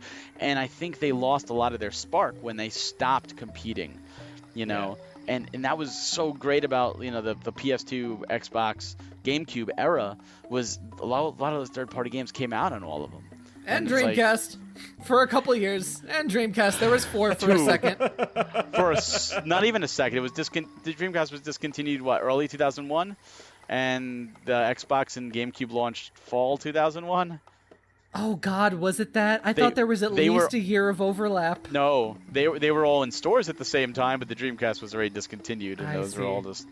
Yeah, Dreamcast died really, really too soon. But that's a whole nother topic for another day. Rest in pizza. I miss my Sega. Rest in Phantasy Star. How about that, R.I.P.? Oh yeah, there's another one that should be coming to the Switch, but it's not.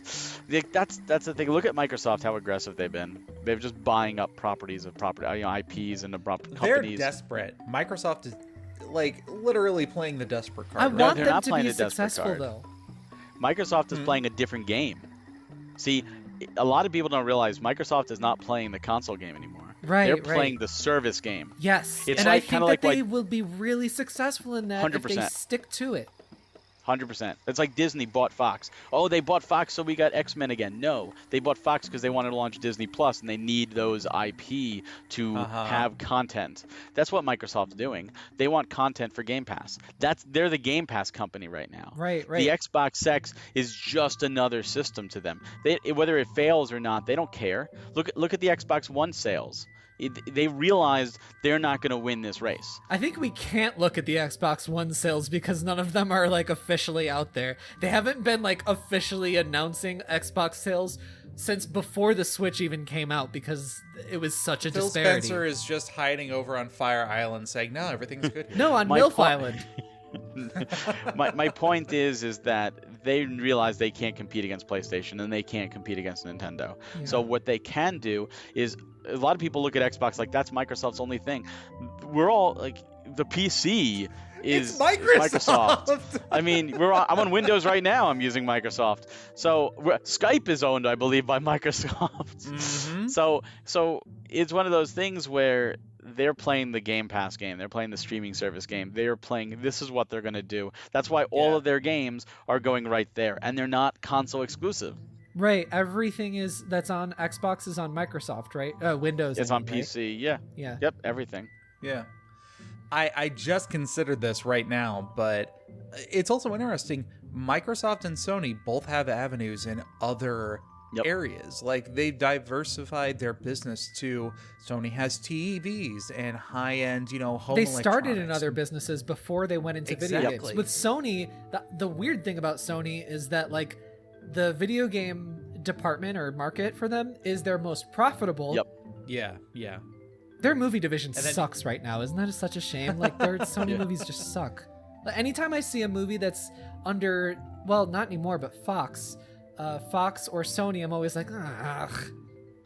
I still have to say that Into the Spider-Verse is one of my favorite That's a Spider-Man great movies. movie. That is true. That is a diamond in the rough. Yeah. But you're right. Definitely an exception. and to me that's even more telling because Nintendo is all video games, so they have the resources to put forth their best effort. This is their bread and butter. This is their lifeblood. But they're if this also fails, playing the IP game though, which is something that Microsoft and Sony can't really do though. Like that, and I'm really glad that Nintendo is expanding themselves. See, I think Nintendo could be even more aggressive with it. Not only with first off, they've got a whole bunch of dead IP that they just have not touched. Oh, absolutely. There's a ton of they are the quintessential, even though Sony is a Japanese business as well, Nintendo is the quintessential conservative Japanese business. Yes, and 100%. this is them being liberal with their shit. Yes. Now, if you look at Number 3. what they could do, they have the money. They could be as aggressive as Microsoft. They could go to like Platinum and say, hey, we want you to become second party. We want to, purchase you. They can go to other other Platinum publishers, wouldn't want to do that though. Yeah. With what they're They doing might. right now. They might. You never know. I don't know. Nintendo- This is money just talks. okay. Hold on. Let me just name drop here. When I was talking with Kamiya-san last year, Oh boy, here we go. Here we go. I dropped my notepad. Oh, I always drop have more than paper that. I always write things on when we do this. I dropped my oh, notepad. no. I'm Well, a boomer. you I fi- use paper. I use paper too. Well, while you look for your notepad, imagine if they went to Microsoft and said, we want to buy the Rare IP. We want to buy Banjo-Kazooie. We want to buy Perfect Dark. We want to buy those back. That would be amazing. Nintendo and Microsoft have been talking though. They have, but they haven't. You don't know Like, about what. everybody was like, oh my God, Game Pass is coming to Switch, and there's going to be Microsoft games coming to Switch. And yeah, we got Cuphead, which is also on PlayStation, and we got Ori and the Blind Forest, which is great. But that's it. Like, we're not getting the sequel to Ori. It's like, here, we give you a little taste. That's it. Not yet. It's one of those things where Microsoft's just weird, and they're not using the IP they own either. They paid. You could have just ended that sentence. Just Microsoft is weird. It is. Period. It is. They I are. can't wait for the day that Scalebound definitely resurges, because it's going to at some point. It has to. Don't get my hopes up. I don't know. Like, at the same time, like, when I think about that logically, I think about in what I just said, but then I also think about how much Kamiya hated what happened with Scalebound and like the last portions of development. I think that he really was scorned by that, and I don't know if it'll ever come back. Well, Nintendo put some money there, and maybe they will. Yeah, maybe they can bring it back to Nintendo, because that originally started as a freaking Wii game as like a girl in dinosaurs, and she was controlling dinosaurs. Yeah. Oni, have you seen the Matt McMuscles video on Scalebound? Yes, I have. It's very good. That's another good one. Matt McMuscles does such good content. Love that boy. Okay, we have to move on. We've been talking about this a little bit too long. Let's go. Yeah, we haven't even got over the news yet. Shut up! Don't criticize me. You're missing the most important part of the whole sales numbers thing, though. Oh, but please go on. Animal Crossing is the number 2 highest selling Switch game in 3 months, with 22 million in 3 months. That is insane. That is a lot of bells. That is insane. That is so crazy for a series that was like the casual, kind of popular series. Their casual, relatable IP, versus something like Wii Fit or whatever. Like, this is like a Nintendo-ass Nintendo thing. And God, I mean, it's partly right time, right place, but it's also because the Switch is just there's terrible time, right place. Yeah. Much better said. Thank you. Like, it's a silver lining in this pile of shit that is 2020. Nintendo's making money and we're not seeing a dime of it.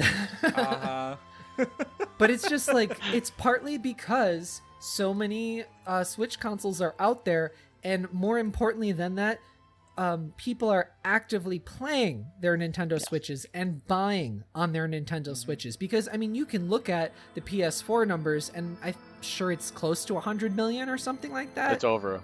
It's over that? Yes, but, like, how many people are actually playing it, right? So there was something that I retweeted it so that way I could talk about it, except that now I totally forgot about it.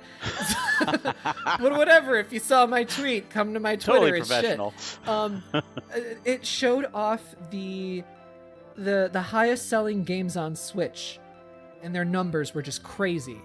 Not even first party, just like everything. Versus the highest selling games on the PS2, which is the home console that has sold the most numbers out of all the home consoles.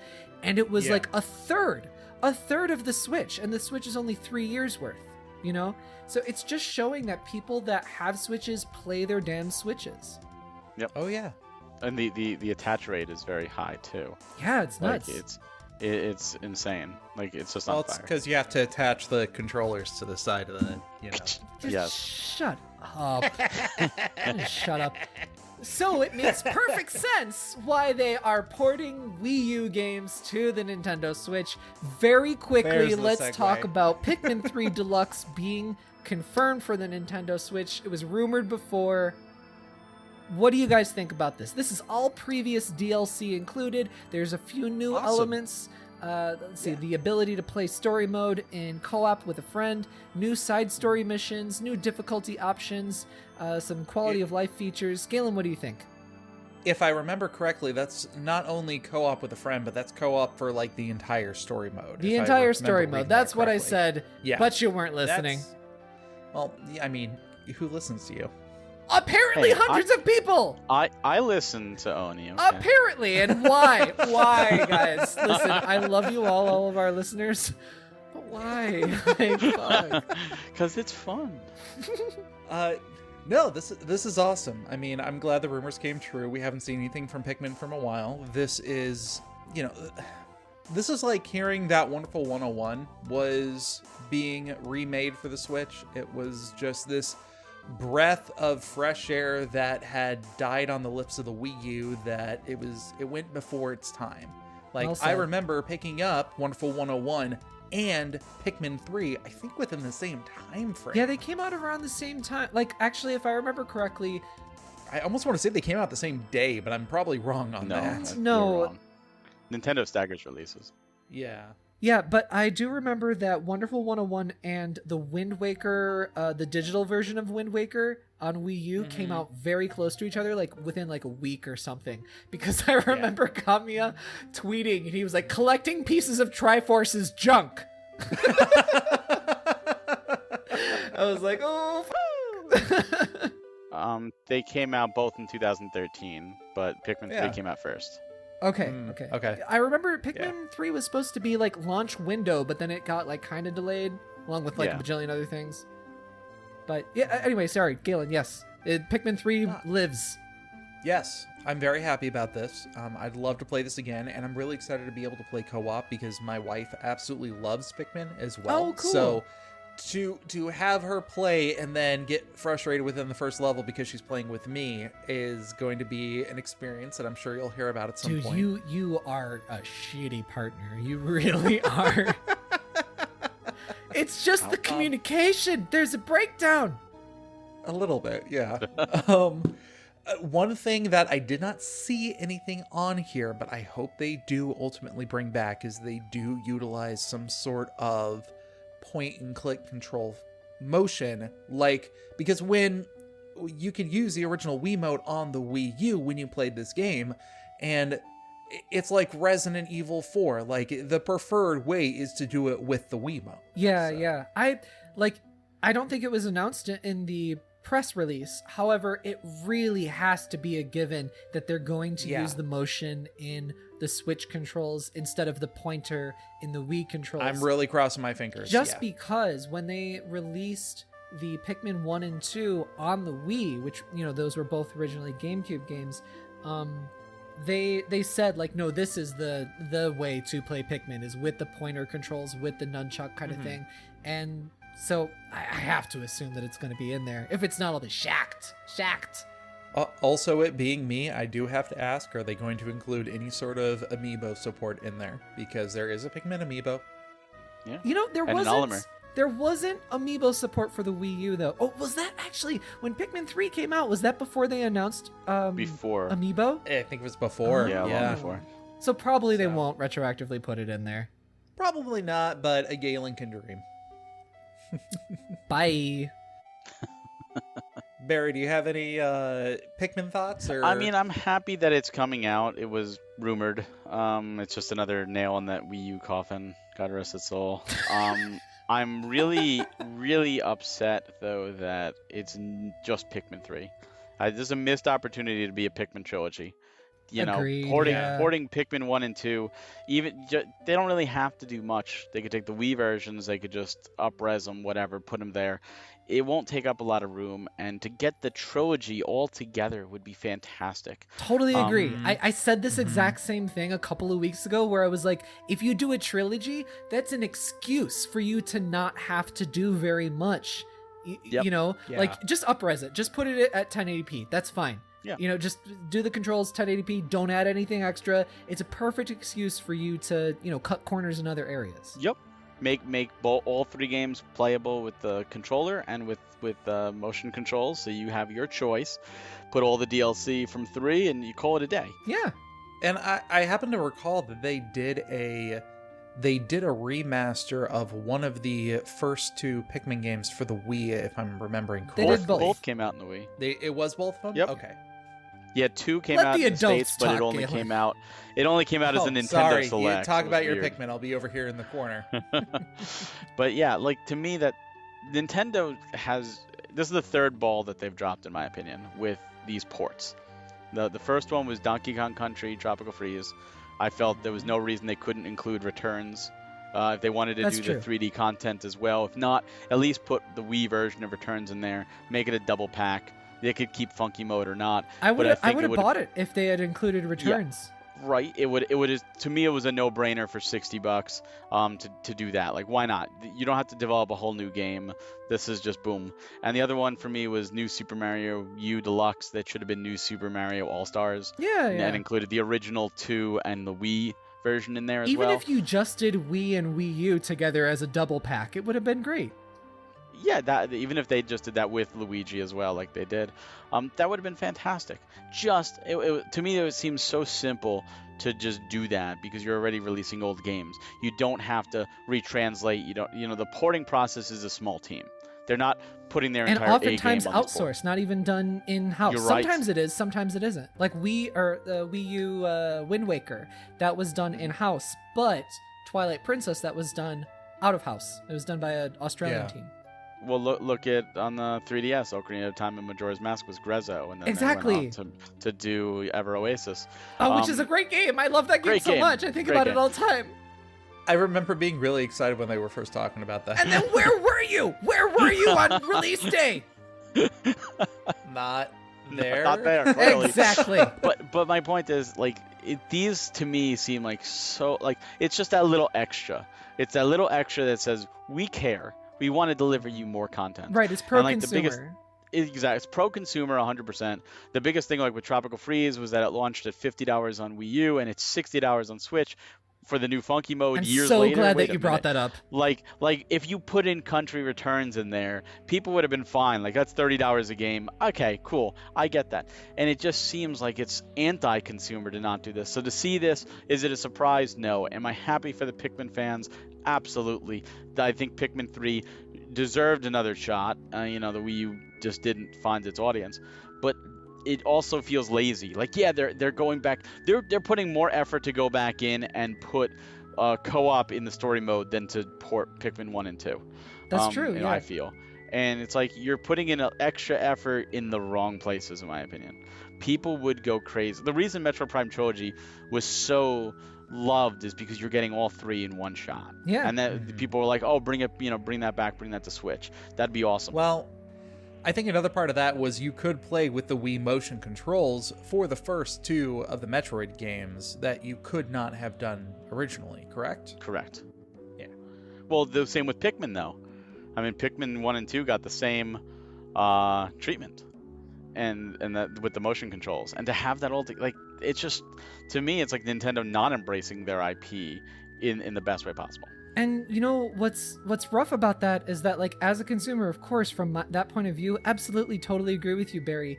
And then the frustrating thing is that look at even New Super Mario Bros. U Deluxe on the Switch.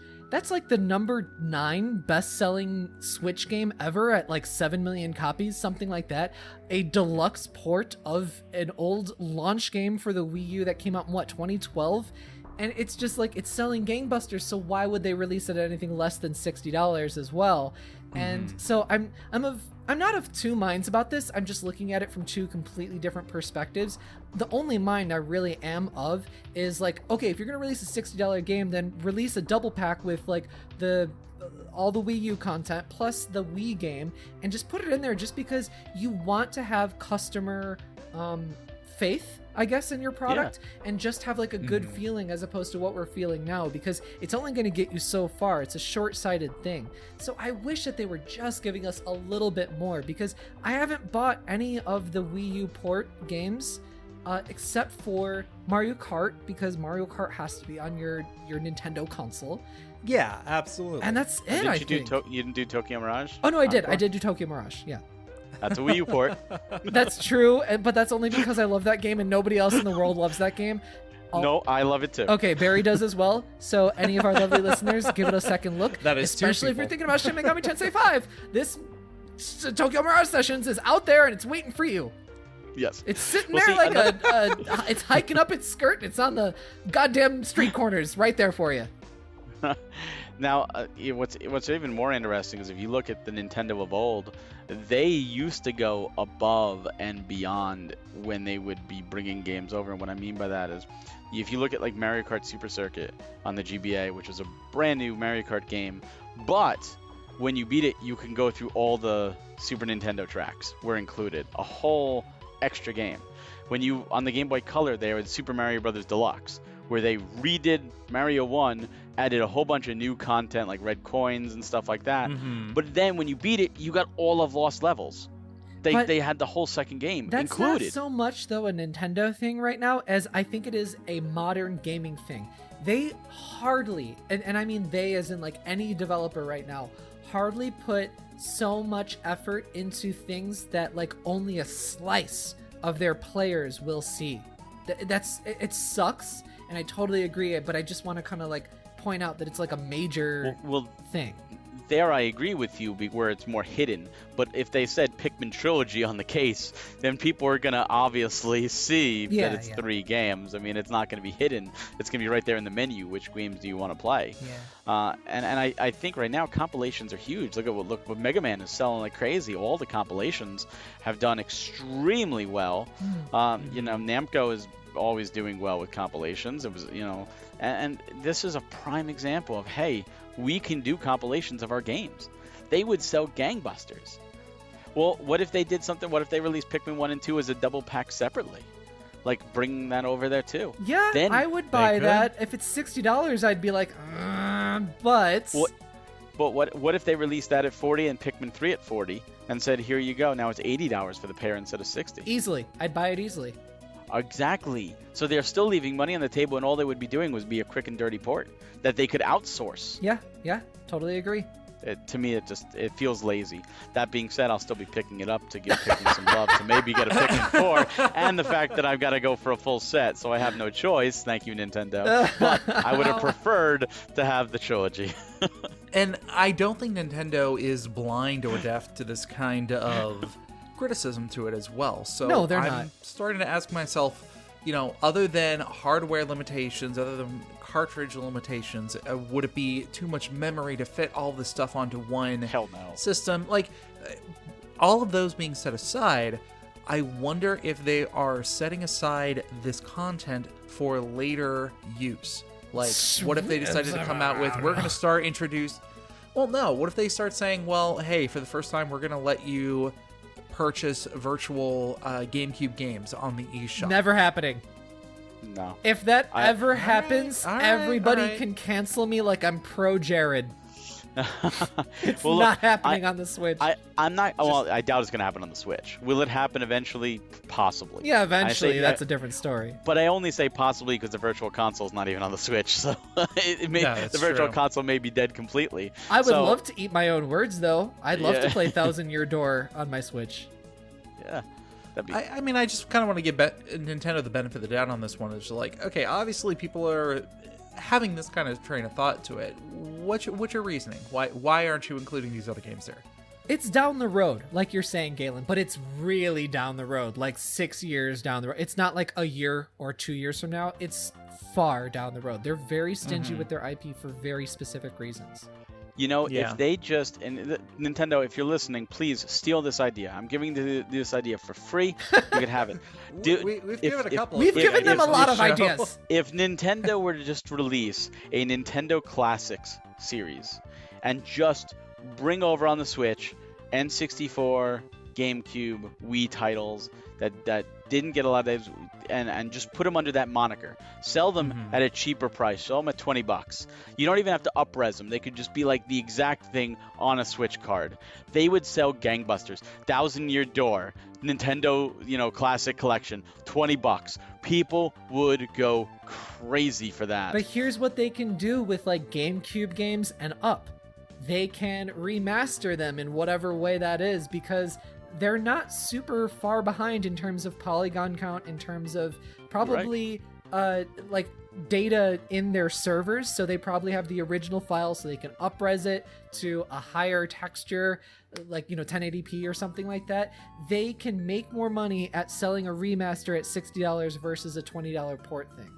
You're right. Well, that requires more work, and you're right. They could do that, but they're not. Yeah, At least not that they we know aren't. of. That is the frustration here. Do one or the other, Nintendo. There's another factor to this Pikmin 3 that we haven't talked about.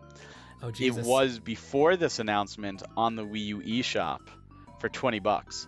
and they delisted it Oh, when this okay. announcement happened. Yeah. So now people are really pissed about that because they can't even buy it now on the Wii U unless they get it physically and have to find it. And it was $20, so they could have had it at a third of the price. Yeah. And now So everybody bust out your dusty ass Wii U's and buy all of the discounted Nintendo Selects titles because they might be making their way there over to the Switch. Buy Super Mario 3D Land or 3D World, whatever 3D it's World. called. If it's $20, That's probably going to come over too. I hope it does. That game's excellent. It is. It's very good. It's rumored. It's heavily rumored. That's why I don't trade my games at GameStop anymore. That's why I keep all my games, period.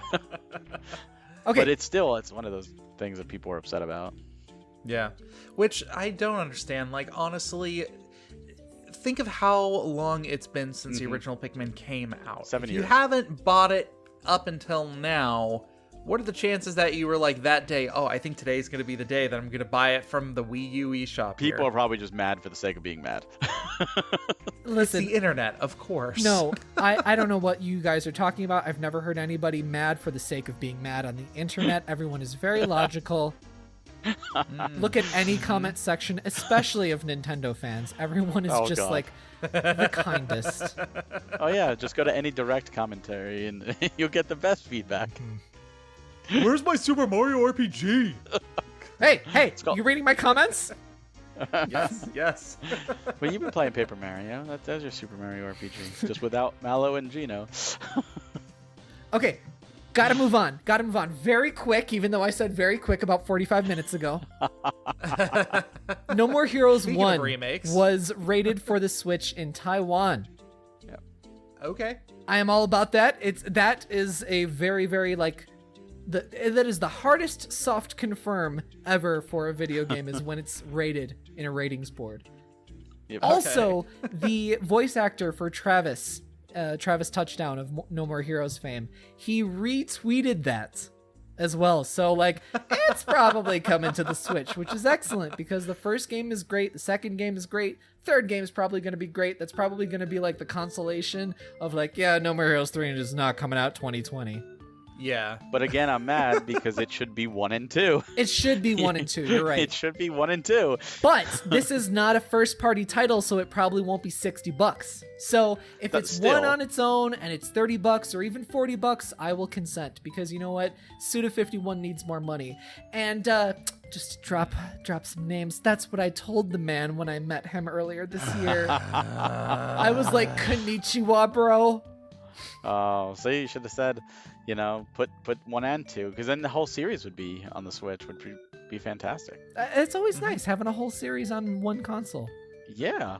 Do you think there would be any complications bringing over the second game, considering it did have a small stint of being on the PlayStation Well, beforehand? not because it appeared on whatever hardware, but it is due to the publishing rights. Both 1 and 2 actually have trouble, so I'm surprised that 1 actually is already even out of the clear. I believe Marvelous, I don't know, this has been years since that shit came out, so I believe Marvelous might own the IP rights, but it all comes down to who owns the rights and what they want to do with it. And we'll be speaking more about IP rights later. Yes. No, I think they should. And there's another example. Nintendo could easily we want to buy that IP. I mean, it's mostly associated with Nintendo anyways. I mean, the first game got a PS3 port, but, 1 and 2 were on the Wii, and Strikes Again is on the Switch. Right, and that's right. exclusive. And 3, as far as I know, is exclusive to the Switch. Travis Strikes Again was a timed exclusive. It went to the PS4, though. Oh, did it? Yeah, Okay. yeah. Not physically, though. It must have been digital. Physically, I'm not sure if it did. I thought it was a Switch exclusive. It was There's initially, definitely and then suddenly, a year later or whatever, it did end up going to the PS4. But, I mean, speaking for me personally, because I always will definitely buy a Nintendo console because it will have Nintendo games on it, I'm cool with that. But at the same time, if a game doesn't need to be exclusive, I'm always like, no, let that shit be multi-plat, whether it's any kind of game, whatever. My point is, Pseudo, as you said, needs the money. So Nintendo can provide that money and give them the money. Yeah, and yeah. that's just it. The answer is us. We need the money. I just want the games to exist. Whatever facilitates those games existing, I want that to happen, you know? Hell yeah. Yeah. Well, that's why so many people have Bayonetta too, you know? Yeah. Nintendo made that exist. They're making the third exist. All right, so moving on, we got some a little bit more serious topics to talk about. Probably we're not going to talk about them too much because this is, in my opinion, more about alerting the community. Did you say that 45 minutes ago? Galen, I already made that joke. Okay. This is more about me alerting the community. Yeah, but your joke was the Wii U version. His is the Switch version. Yeah. Also, he made the joke 45 minutes ago, so... He's re-releasing your joke for $60. And nobody wants it. And everybody's complaining about it. Barry, high five. High five. God, I'm right, awesome. kicking both of you off of this podcast. This is why I'm doing my own podcast on Get Vocal. Hi, we're the Nintendo re-release podcast. All right, so keeping people informed of like the serious shit that happens in the gaming industry, because we talk about the gaming industry on here, not just like we're definitely not part of hype culture. We definitely are critiquing media. We're talking about the serious things. We're not selling you nonsense on this podcast. We're talking about the serious stuff. So a really excellent article, kind of like a couple of articles, came out from Jason Schreier on Bloomberg. Jason Schreier, of course, was ex-Kotaku, now moved on to Bloomberg. This article is about workers at Blizzard, kind of lower level workers at Blizzard. They are organizing on a company Slack. If you don't know what Slack is, it's basically Discord, but for businesses. They organized through that medium, putting together a list of demands. They're seeking pay increases. I think vacation time, sick time, just to sort of be with the rest of the competition in terms of benefits for their employees, especially for their customer service and their QA departments. Those are two departments that really, really get the short end of the stick in terms of game development. Mm-hmm. So hundreds of employees gathered together to put this information together. A singular, I think, Blizzard employee also started a spreadsheet to anonymously compile salary data, which has been joined in by dozens of other staff members. And I think that that's also really great to have staff anonymously put together, yeah, this is what I'm making. And then if, like, say 9 people in the same exact position put together what they're making and there's a huge disparity, then that's like, okay, nobody is really benefiting from that except for the company. You know, having that data available is good for the workers. It's just that everybody is really scared to release that information. So that's been happening over the past week. They are going to, I mean, I guess they've already done it, but they're going to present this to the higher ups to demand this stuff. And it's really important to bring this up because no major video game companies in the United States are unionized at all. So no safety net, no whatsoever. This is probably the biggest instance that we've heard of a video game company at a major developer publisher doing this. Yeah. What are your guys' thoughts, Galen? I think it is fantastic to see this kind of news come to life, or to light.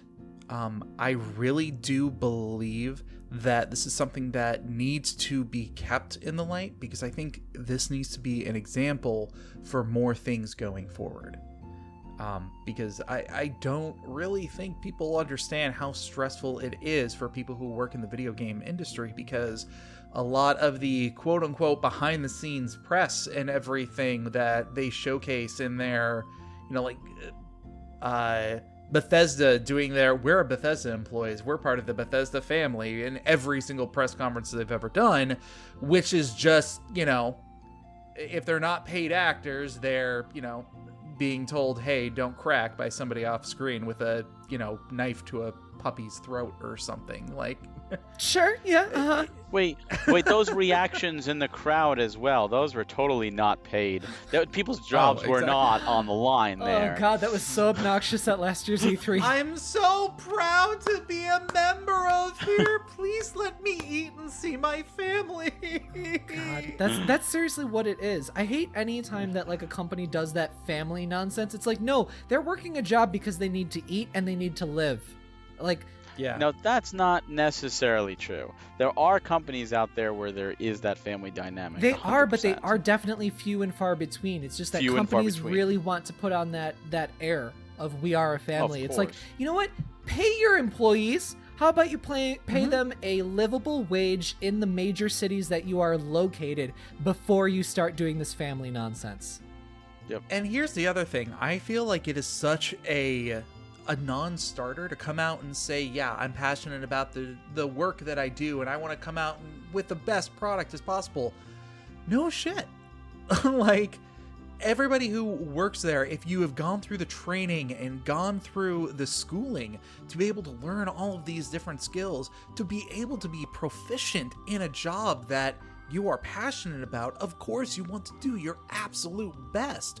But companies take advantage of that. Absolutely. Especially in video games, man. Especially Yeah. in video games.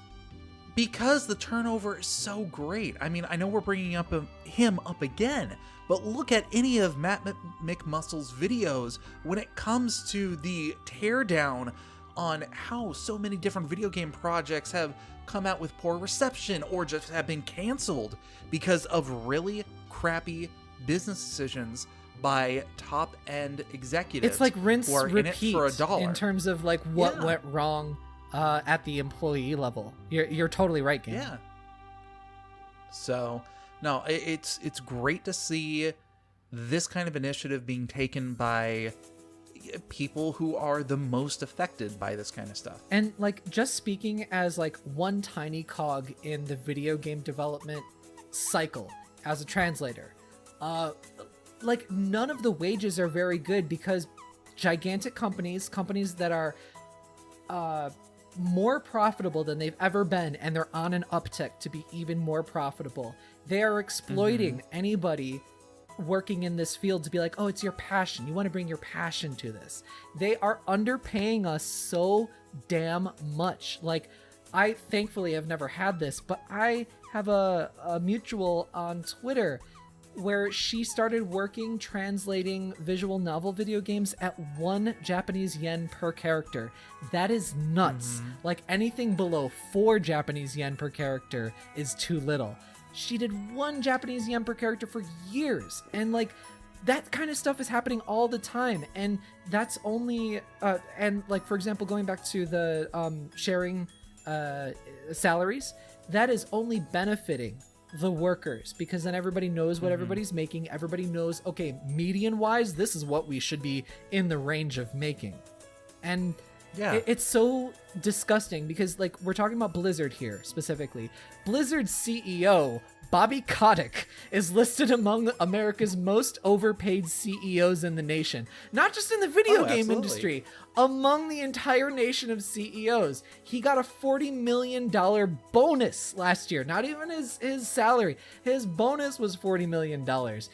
Blizzard is constantly reporting record revenue, and they're laying off staff members.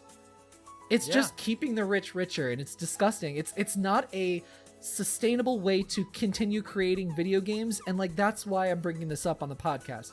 Not only that, coming from somebody who once considered a career in video game development, specifically on a programmer like basis, that kind of a job is most of the time based on contract.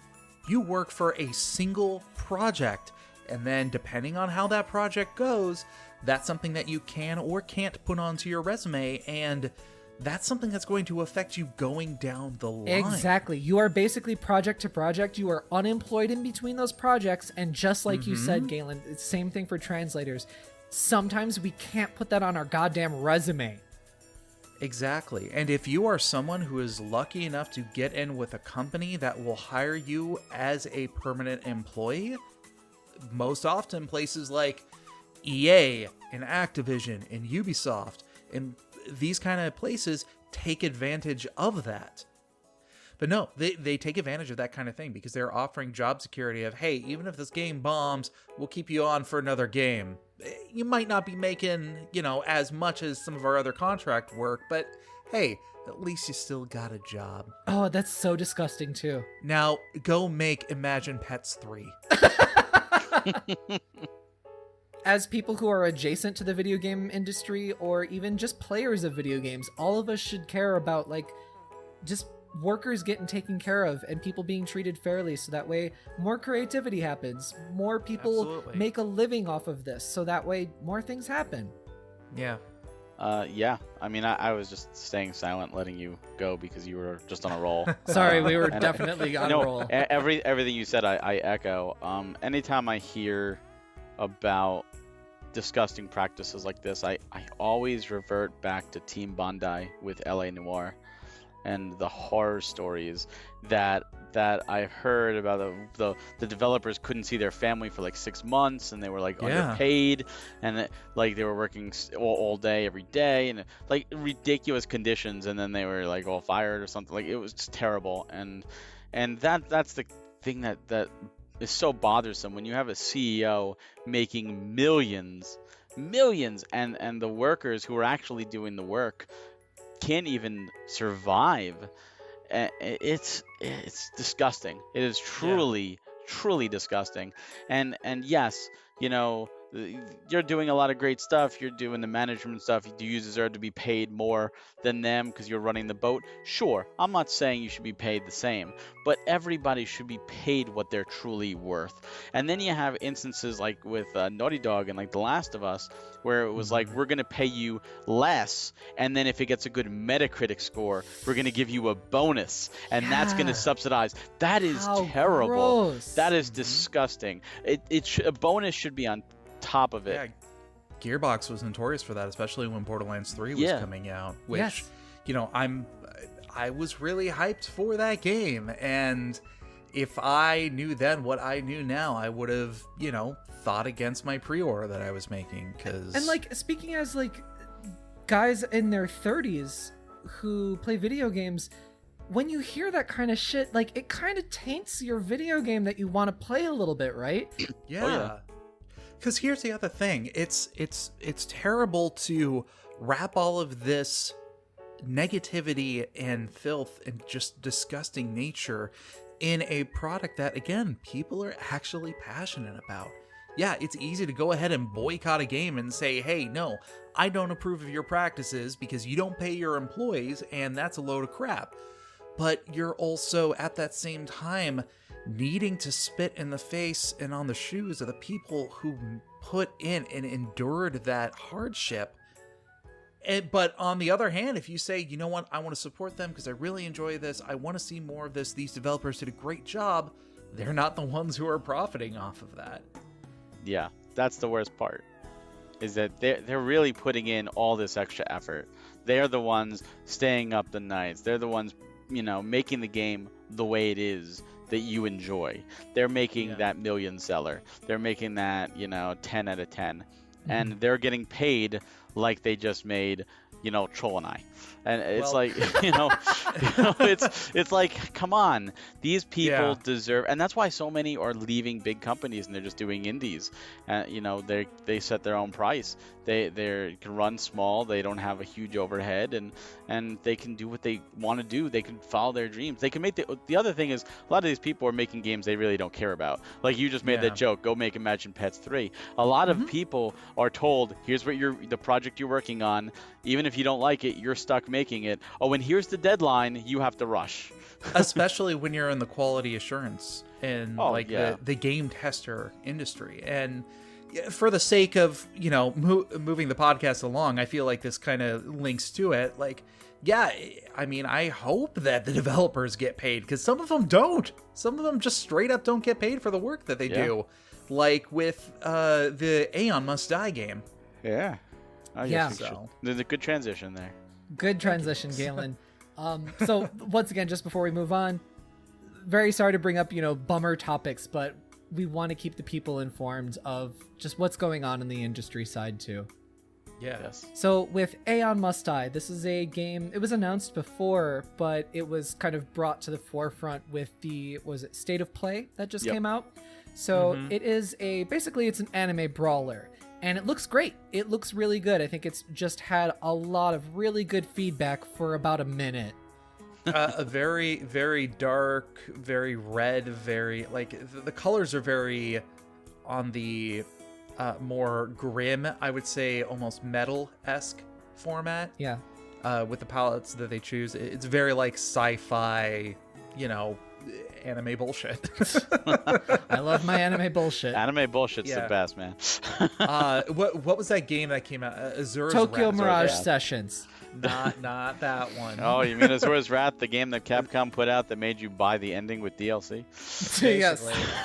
No, the art style actually reminded me of like inspired by that game, with a lot of like the character designs and everything like that they were talking about. Oh, okay. Yeah, I can see that. I felt like the spirit and the style probably got some nods from that. So our last talking points, which we'll keep brief, like I keep saying, Aeon Must Die. It was an absolute hero for about 1 minute, and then it went to 0 because, this is all allegedly, but the developer, Limestone Games, retweeted very quickly after the state of play about how the devs quit the studio the week prior due to crunch, lack of payment for their work. The trailer was apparently outsourced to artists without contracts. No one who worked on the game is with the company currently that holds the IP rights. So Yeah. they are alleging that the game was basically stolen from them through malpractice. So the thing that Limestone Games retweeted has a link to a Dropbox full of a whole bunch of like redacted software, assets, audio files, testaments, dates, information with evidence to back it up with claims. Like, Yeah. just kind of irrefutable. Again, all still alleged, but it seems like they were anticipating. I mean, even in that opening document, if you went to the Dropbox, there's an opening document that mentions how the state of play is coming up and blah, blah, blah. They anticipated after this all went down, that the state of play was going to happen. So they were planning on being like, yo, here it is out in the open. It is a developing ass story, but Yeah. it is definitely something we want to point out because just for the same reasons as the last talking point, we just have to peel back the curtain on some of the rough stuff that happens in the industry. Yeah, because like I've got Focus Home Interactives. They're the publisher, Correct, for this. I've got their response tweet up, which again, it's very weird to say that tweet is the official response location for a lot of this stuff. And lots of people's eyes get on it, so that's what it is. I mean, it's true. They basically just said that they're looking into it. They're going to take it seriously and they're looking into it. Focus Home Interactive has always praised and supported all of our partner studios for developers who compose these creative teams. We pride ourselves on trending our own employees and third-party developers fairly and respectfully, and this will not change. Galen, I And hope it's you just- don't work in PR. You misspoke about 4 different words and I've had 4 beers. But these are the developers that are doing this, though, not the publishers. So the publisher is completely covering their asses. They're like, oh shit, we need to investigate.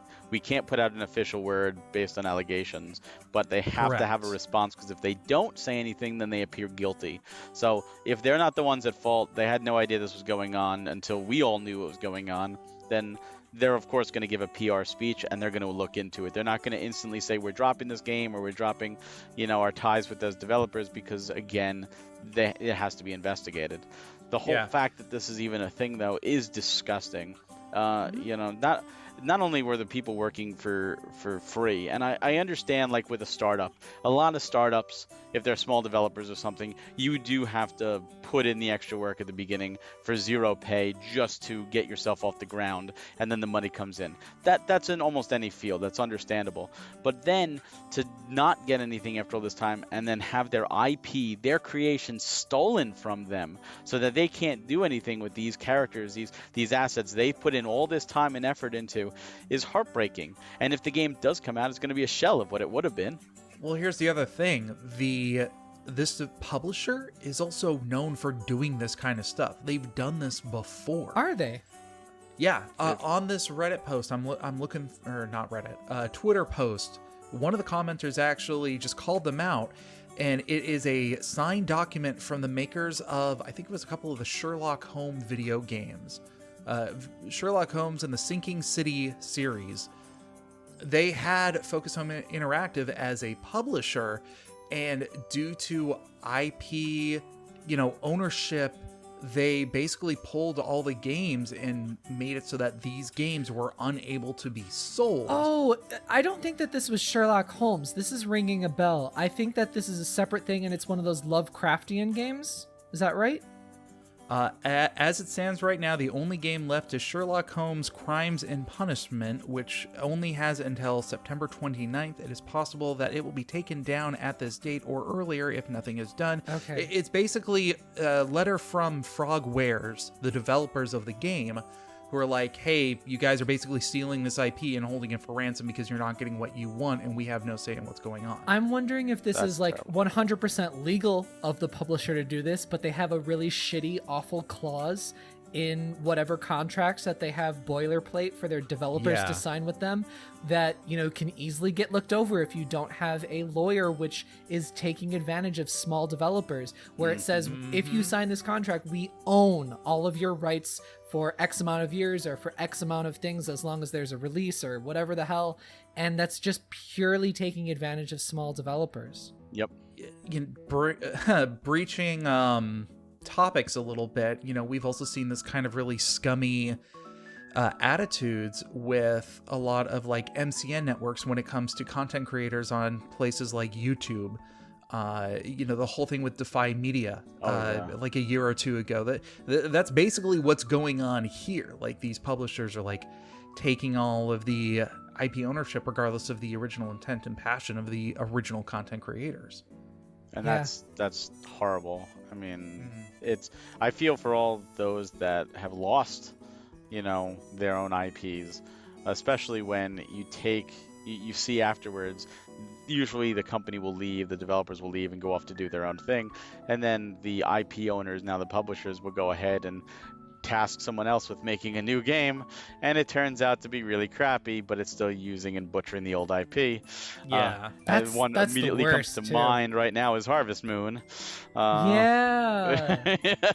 Right now that's happening there, and it's happened with other things. Banjo-Kazooie Nuts and Bolt much? Well, that was developed by Rare, but yeah, that's still, it's sad to see that happen, because when people fall in love with an IP, they fall in love with not only the characters, but they fall in love with the designers and the developers behind said IP.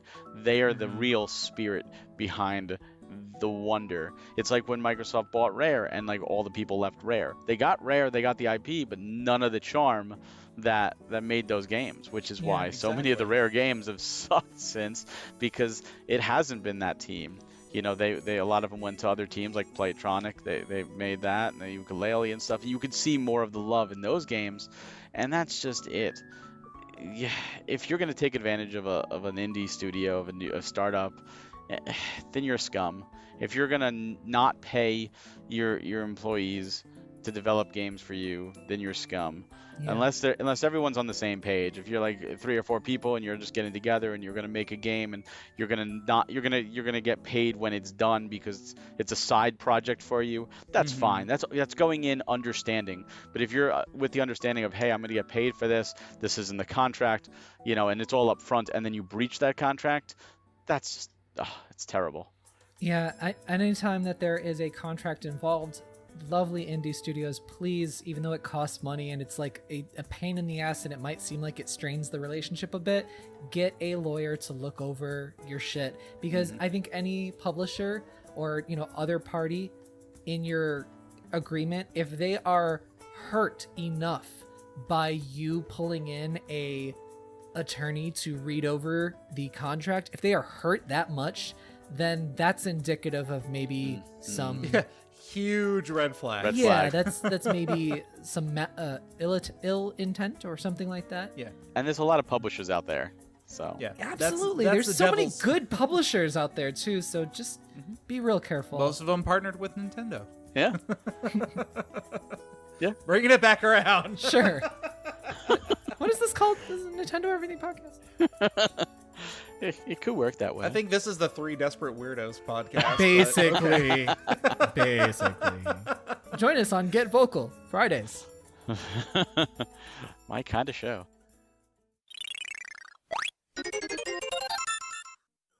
So let's move on lastly to additional DLC, and not lastly, second from lastly, is some nonsense that we saw on the internet, curated just for you. We thought about it the entire week, and then at the 11th hour, we pulled something out of our ass. Galen.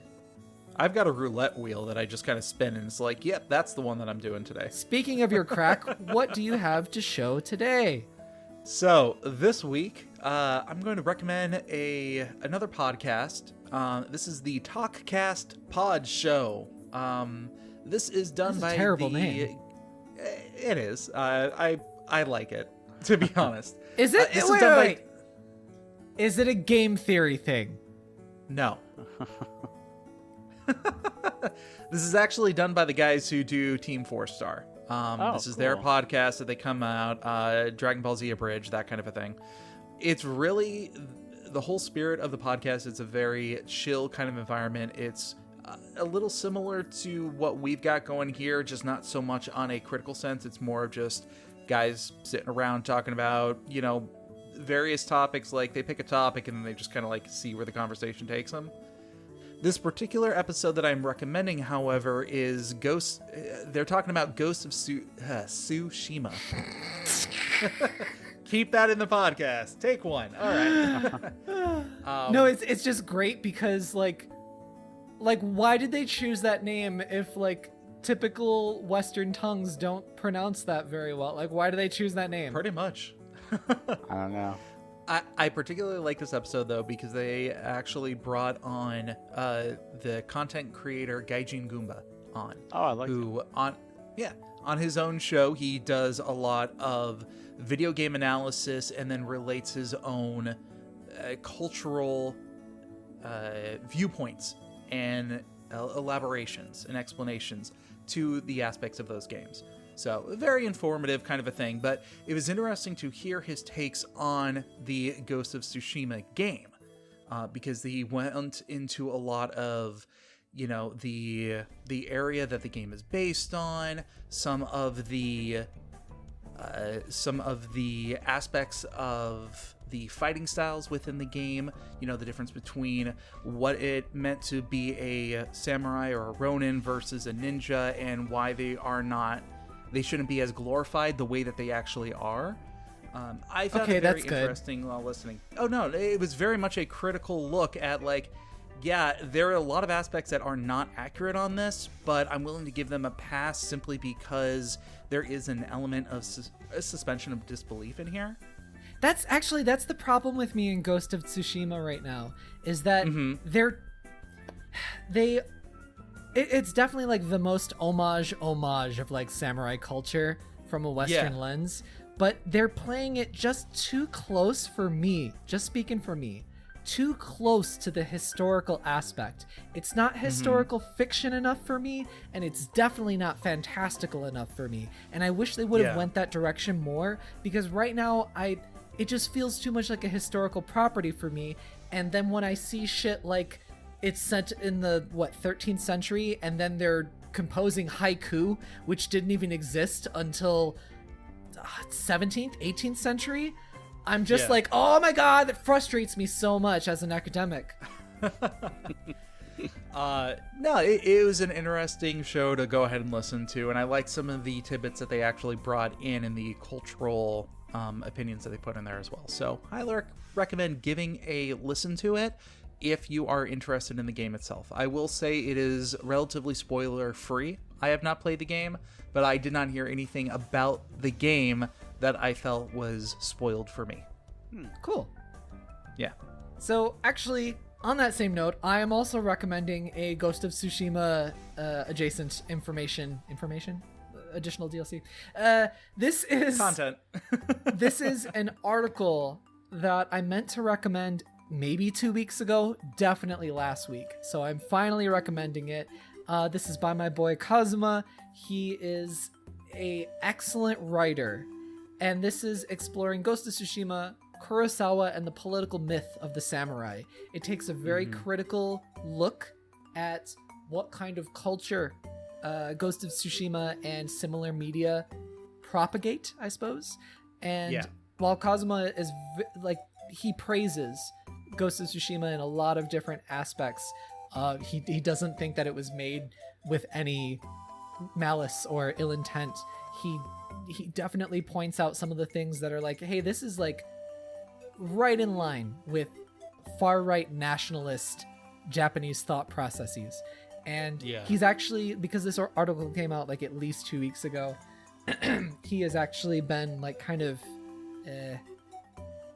hunted on the internet right now, and he's like had to like lock down his Twitter, his socials, all that stuff. He's posted all of the stuff being like, hey, listen, I told you guys I was gonna get attacked by far-right nationalists. Here's what it is. I just want to let you know that like here it is out in the open, that this is the kind of stuff. So like, even though all it is like a critique article and just an opinion article, you don't have to accept it as fact at all. Like, it's a great food for thought thing. He's getting lots of attack, but that's sideways of this. Check out his article. It's really well written. He's a really good writer. It's on Polygon. But the second thing I wanted to recommend is a very brief thing. It's a TED Ed YouTube video. It is about the myth of Ireland's two greatest warriors. It is an animation done by Paper Panther, an Irish animation studio. Very quick. It's like 5 minutes long, and it's beautiful, beautiful. And I really enjoyed the myth of Cuchulainn or Cuchulainn. I'm not sure exactly which way to pronounce it. Don't speak Irish. I'm sorry. I absolutely am enamored by Irish myths. So I love mythology in general, just like the really old ass, deep rooted mythology. There should be more video games and more stories about mythology that we don't hear a lot about. It's just, I agree. It's perfect. It's a perfect base. Yeah, definitely agree with that.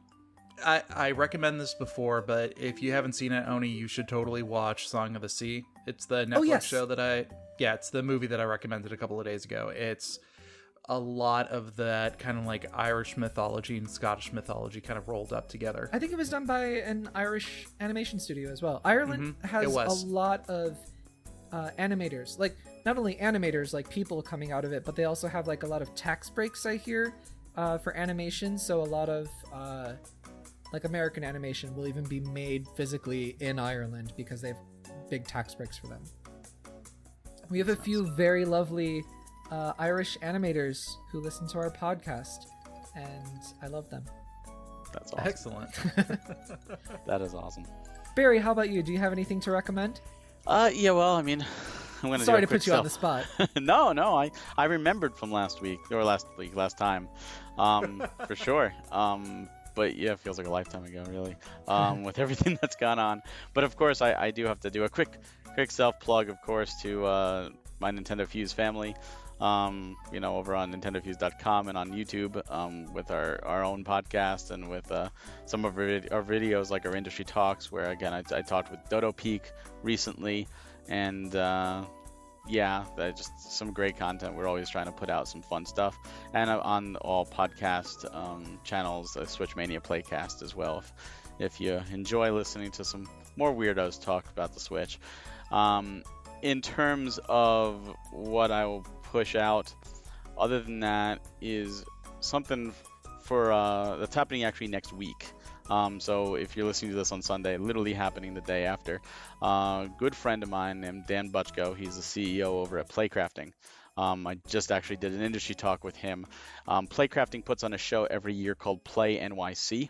It is a video game convention. It is located in Manhattan. It's about celebrating New York and the game developers, the indie developers that are located there. Awesome. For the past 3 years, it's been a wonderful physical show. And, you get to sit there and you get to talk to the actual developers while they show their game, play their game, really make a really good relationship. It's been a fantastic show, but obviously because of all the happenings in the world, they can't do that this year. So this year, they're doing it online. They're not canceling. They're doing it online. It's going to be August 10th to the 16th. It's a full week, 7 days worth of content. You go to play-nyc.com. There's going to be talks. Warren Spector is going to be doing a talk, and Rockstar is backing up their graffiti games where they're going to be highlighting Black developers and in the community, and there's just a ton of indie developers are going to be showing off their games. You'll be able to talk with them in like the chat rooms, possibly some demos. It's going to be really interesting to see how they do it since it's online, but they've got a week's worth of stuff planned. So I know I'm looking forward to it. Oh yeah, and the best part, it's free. This whole entire convention, week long, is free. So, excellent. So it's one of those things where if you like video games, obviously we didn't get E3. Normally you can't get to the New York area, and you want to check out what this is about.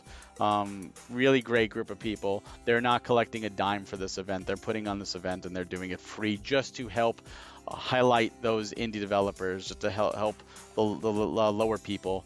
Like Swim Sanity just came out. That's by Decoy Games on the Switch, and that was absolutely part of the Playcrafting family. Dodo Peak, which I talked about before, they met at Playcrafting event. So like it's really bringing people together, and a lot of people don't even know about it because they know about E3, they know about Gamescom, they know about PAX. They don't hear about everything. So I think they deserve some extra love, and if you like video games, it's free. Why not? You don't have to stay the whole week. You just check it out. But you got to play-NYCD at nyc.com and check out their stuff. That is fantastic. Awesome. I'm so glad you didn't go before both of us.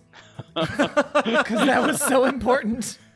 Well, I wanted to, bring some love to them because it's happening next week, and they deserve it. They deserve the attention. And who knows, if this is successful, maybe they'll keep doing it instead of an in-person, or maybe they'll do a little bit of both, because they do like their own showcase as well, even when it's been in person. But it's an awesome show. I've been the past 3 years, and I love the people over there. And the developers I've met have become really good friends, and it's just great. Nice. Very cool. Check it out, everybody. Yeah. Yeah, play-nyc.com. Play-nyc. Yep. Gotcha. Moving on to our last segment of this week. It is the froggiest segment of the show. Ribbit. What is it? Ribbit? Galen. Oh, listener mail. Oh, I was like, wait a minute, what are we doing? We got a Ribbit here? Okay, cool. This is new. This wasn't here last time. Hey, like a frog. Oni, did you remember to grab a review? Literally just thought of it. Hold on. Hey, we got another review. Cool. So this is the listener feedback segment of the show. Not just the listener mail, but also the iTunes review segment of the show. The best way to support our show is definitely leaving us a 5-star review on iTunes. And if you want to, you can just click little 5 stars and you're done. That's it. That's all it takes. You can do it while you're listening to me. But if you would like to, you can write some words when you leave that 5-star review, just like these lovely folks have. And we're going to read out one of them. This one is from Firebrent. Firebrent says, "Look forward to this every week.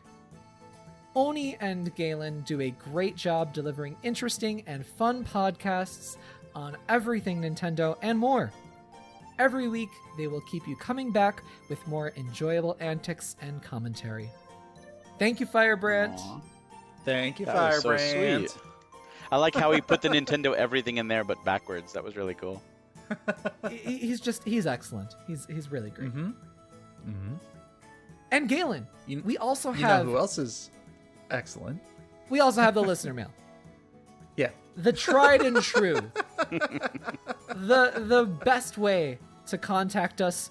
Give us a topic of discussion. Give us a question. Give us a request for life advice. Galen, a horrible human being. Oni Dino, just a Also alien a in a horrible skin human suit. being. Write into us at nintendoeverythingpod@gmail.com. Tell us who is your favorite alien in a skin suit at nintendoeverythingpod@gmail.com. And you, my lovely monster, might sound something like this. So we got a really short email this week from Chris. Hey Chris, how's it going? Hello, Chris. Hello, Konnichiwa. Chris.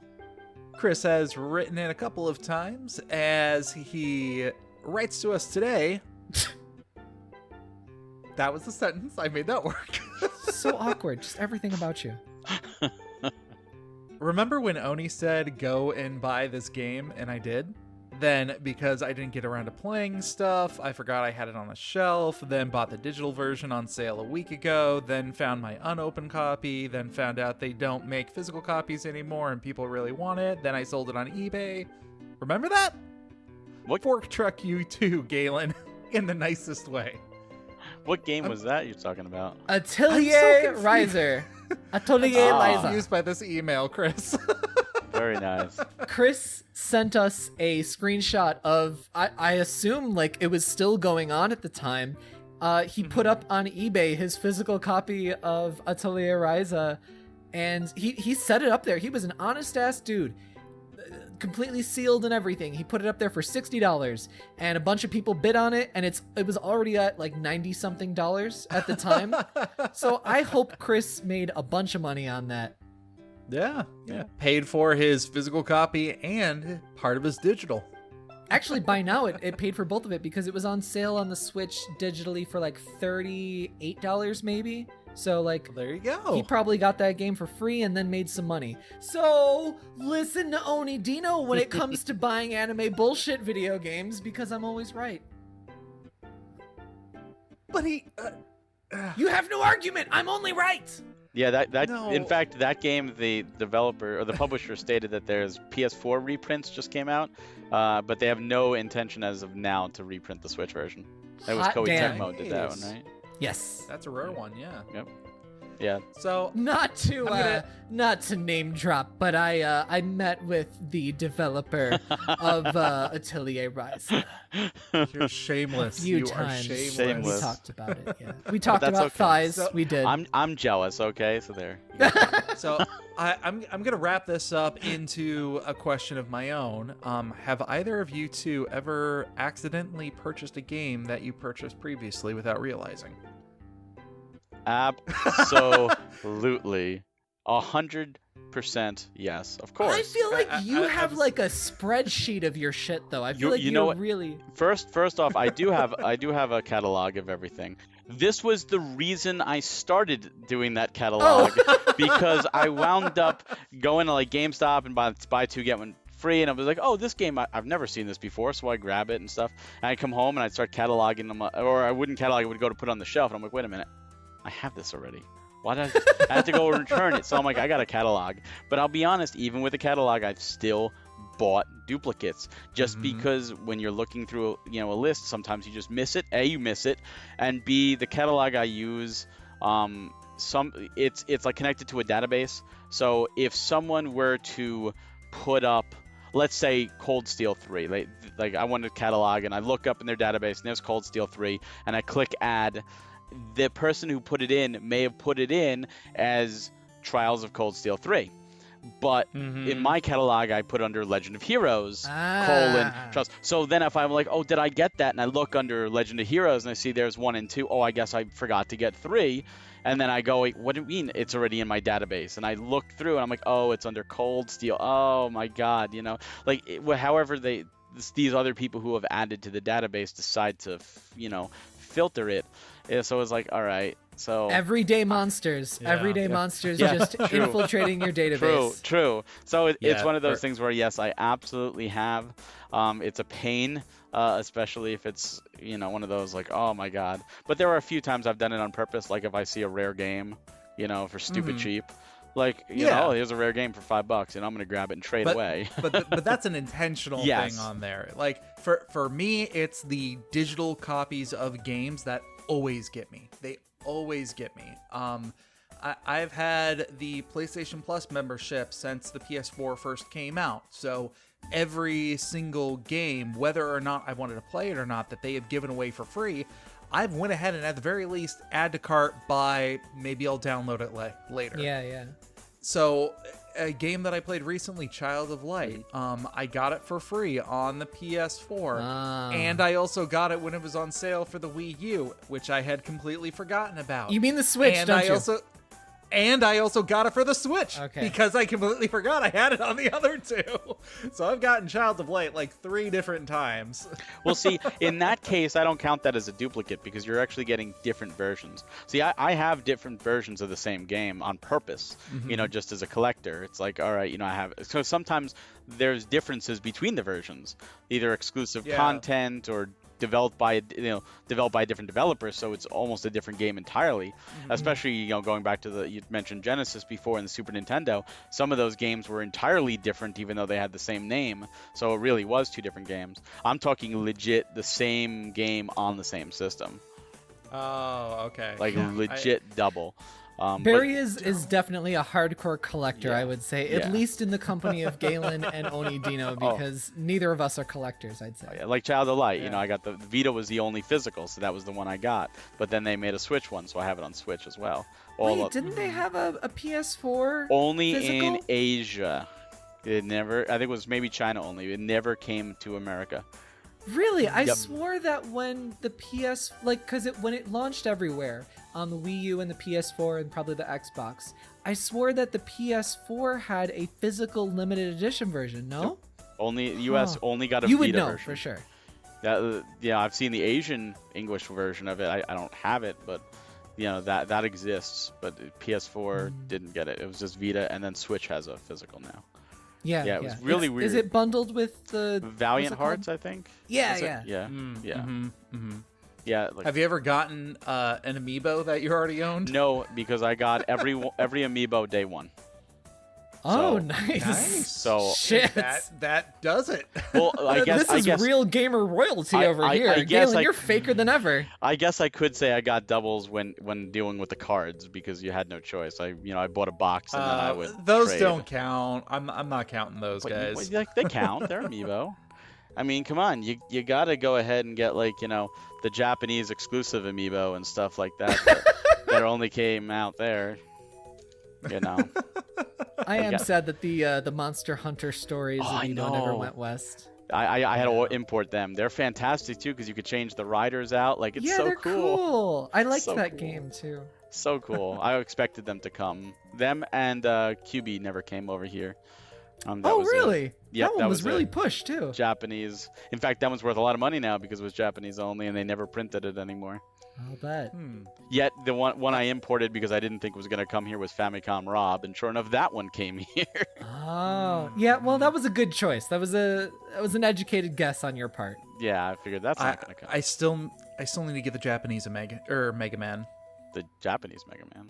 Yeah, because they came out with 2. They have the one that came out with for the West, and then they have a Japanese exclusive one that is more of an anime aesthetic that they came out with for, I believe it was Mega Man 11 in Japan. They had that here in America too, the Mega Man 11 amiibo.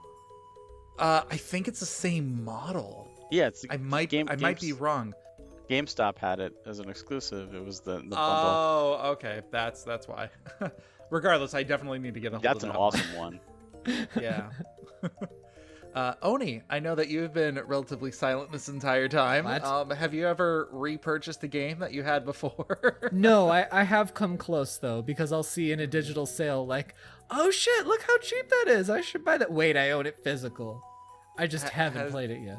Has your husband ever bought a game that you guys have already owned? No, that's a frustrating topic. We've talked about Jackbox before and Cliff's drunken stupor. Yep. Of being like, oh, look at it, it's all on sale. Blah, blah, blah. I buy it now. And I already own half of it on Switch. Recently, that did happen with Nidhogg 2. He bought that on PS4, and I was like, dude, we already got it on Switch. But when it happens like that, I'm not super bummed or anything, because it's an indie developer, even though that is a really popular game. It's an indie developer. It was on sale. I think he bought it, so we only lost $7. It's whatever. Yeah, that's not bad. Yeah, I haven't really double purchased anything. I'm usually pretty good about something like that, especially because even though I do have a big backlog, like all of us do, am very careful about money and just I love a good sale and stuff like that. So sometimes I'll even remember ooh, I got this game for $33.92 and I got it because of blah blah blah. I'll remember that shit 10 years later. just for whatever reason, a good sale really gets me. So, question. What? Collectively, between all of us, how many times have we purchased Skyrim? Oh God. And yes, I'm including collector's editions, or the whatever the re-release HD remaster one. I've as only the same purchased thing. it twice. Mhm. Originally on the 360 and then on the Switch. I got the 360. I think two versions on 360 because it was like a legendary edition. PS3, Switch, PS4, and then the VR on PS4. I haven't tried the VR. Is it any good? I haven't tried it either. I bought a used copy for the PS3. I bought a new copy for the 360 with the DLC.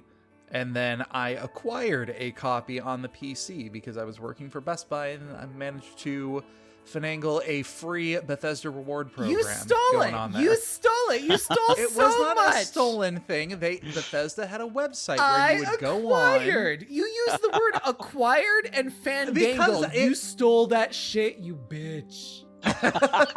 But okay, Bethesda had something called the Bethesda Insider Program, and it was for retailer employees. Do you would really go want to on- give your whole life story right know- here? You know, that has to Yes. be the title of the episode. You stole that, you bitch. I I'm would if it surprised were you my haven't own used it podcast. already. This is the You Stole It, You Bitch Everything podcast. Chris, thank you so much for giving us this trip down memory lane. I'm so glad that you made a profit just because you listened to me. I feel wonderful. Thank you, Chris. Yeah. See, I got a question now to piggyback off Oh, yours. oh. Yeah. Have you ever bought a game that your significant other had already bought you for a holiday?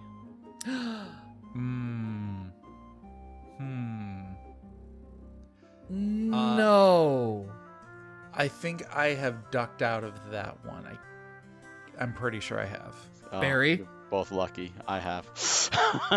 I went to because I realized back when they put out a physical Journey and on PS3, I realized very quickly, you know what, this is probably going to be a smaller print. So let me go get it. So I went to my local GameStops. I went to like 3 of them, and only one had it, and it was the gutted copy. You know, the GameStop new.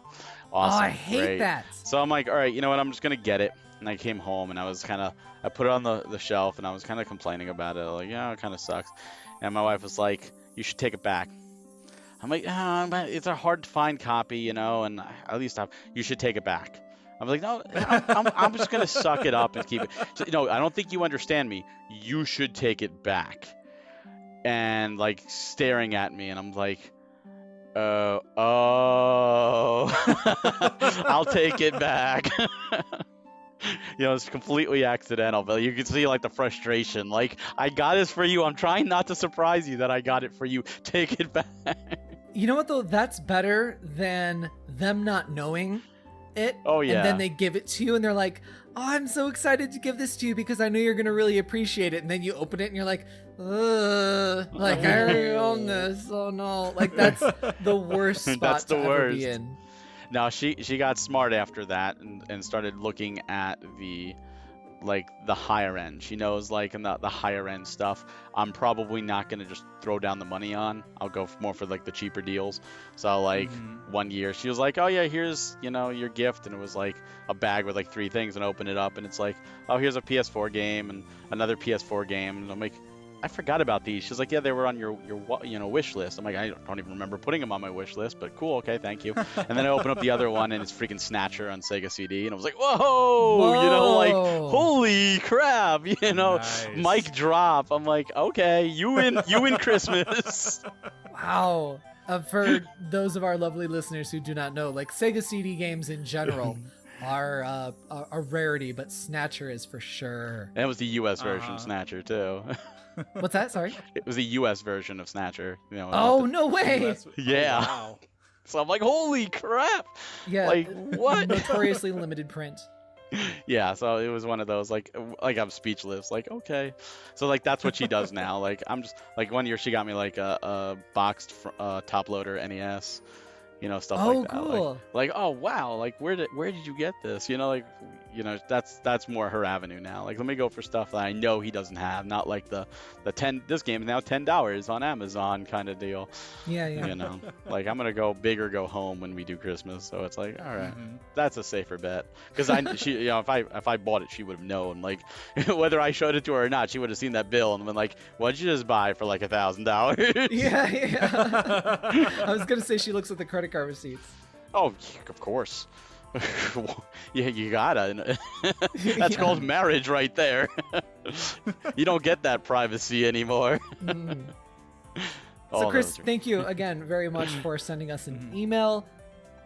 And for our lovely listeners, send us in a topic of discussion, some life advice, some questions. Give us a fighting topic. Galen and I, we never fight. So I think it's about time. We are only the most cordial of individuals. That's right, face. Fork truck you too. Fork You- truck you, Galen. Yeah, okay. So I have to make a mention of that. No, This came no, up like shut up. the other day. What was it? Fork truck and forklift was the debating topic. Yes, nobody says fork truck, even though apparently No, everybody that I work it's with forklift. calls it a fork truck. It's a forklift. everybody No. says forklift. Even if that every is place. apparently what you're supposed to say on the license nonsense. It's a forklift. No, not even that. I have worked at 3 separate locations that have each had a fork truck, or I guess forklift, as you're calling it, and they have always called it a fork truck. And It could be every a single regional one of thing, those though. people was wrong. No, hold on. It could be a regional thing. No, because Big Galen and No, I grew this up is in 2 the same different goddamn regions. region. Also, I'm talking about West Coast and Midwest, and in both places, they've called it a fork truck. Well, on the East Coast, we call it a forklift. Well, you also eat your pizza weird. In the Midwest, we call it a forklift. Our pizza is the best. It originated. We're the originators of pizza. Right, in 776, the Italy of Boston Boston? created. What? I don't know. Get the hell That outta was the here. first East Coast city I thought of. Why it wasn't New York, I don't know. Wow. If the debate is Chicago style versus New York style, Boston sounds good. Let's throw that in there. Boston style. Okay, what kind of pizza do you eat? NintendoEverythingPod@gmail.com.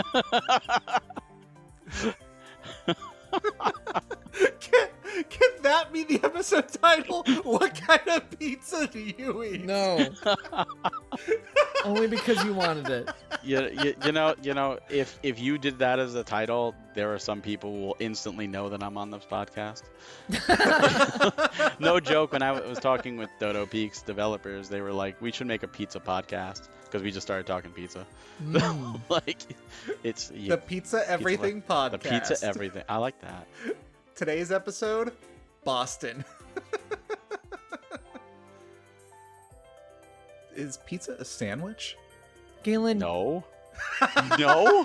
shut up. What? And also, I don't like game theory. What? I am so confused. Please be. You know what? Take your idea that pizza is a sandwich and fork truck it out of here. I gotcha. Heyo! Cha-cha-cha. Need another soda pop, pop, pop. Well, that was our show, folks. Don't. This is my ship. I'm steering it straight into the iceberg. Nah. Yes, Well, you are. while we're on this, I do have one little piece of interesting news Oh, that God. you might like. Give us a slice of that pie. Oh, God. It's a slice of pie.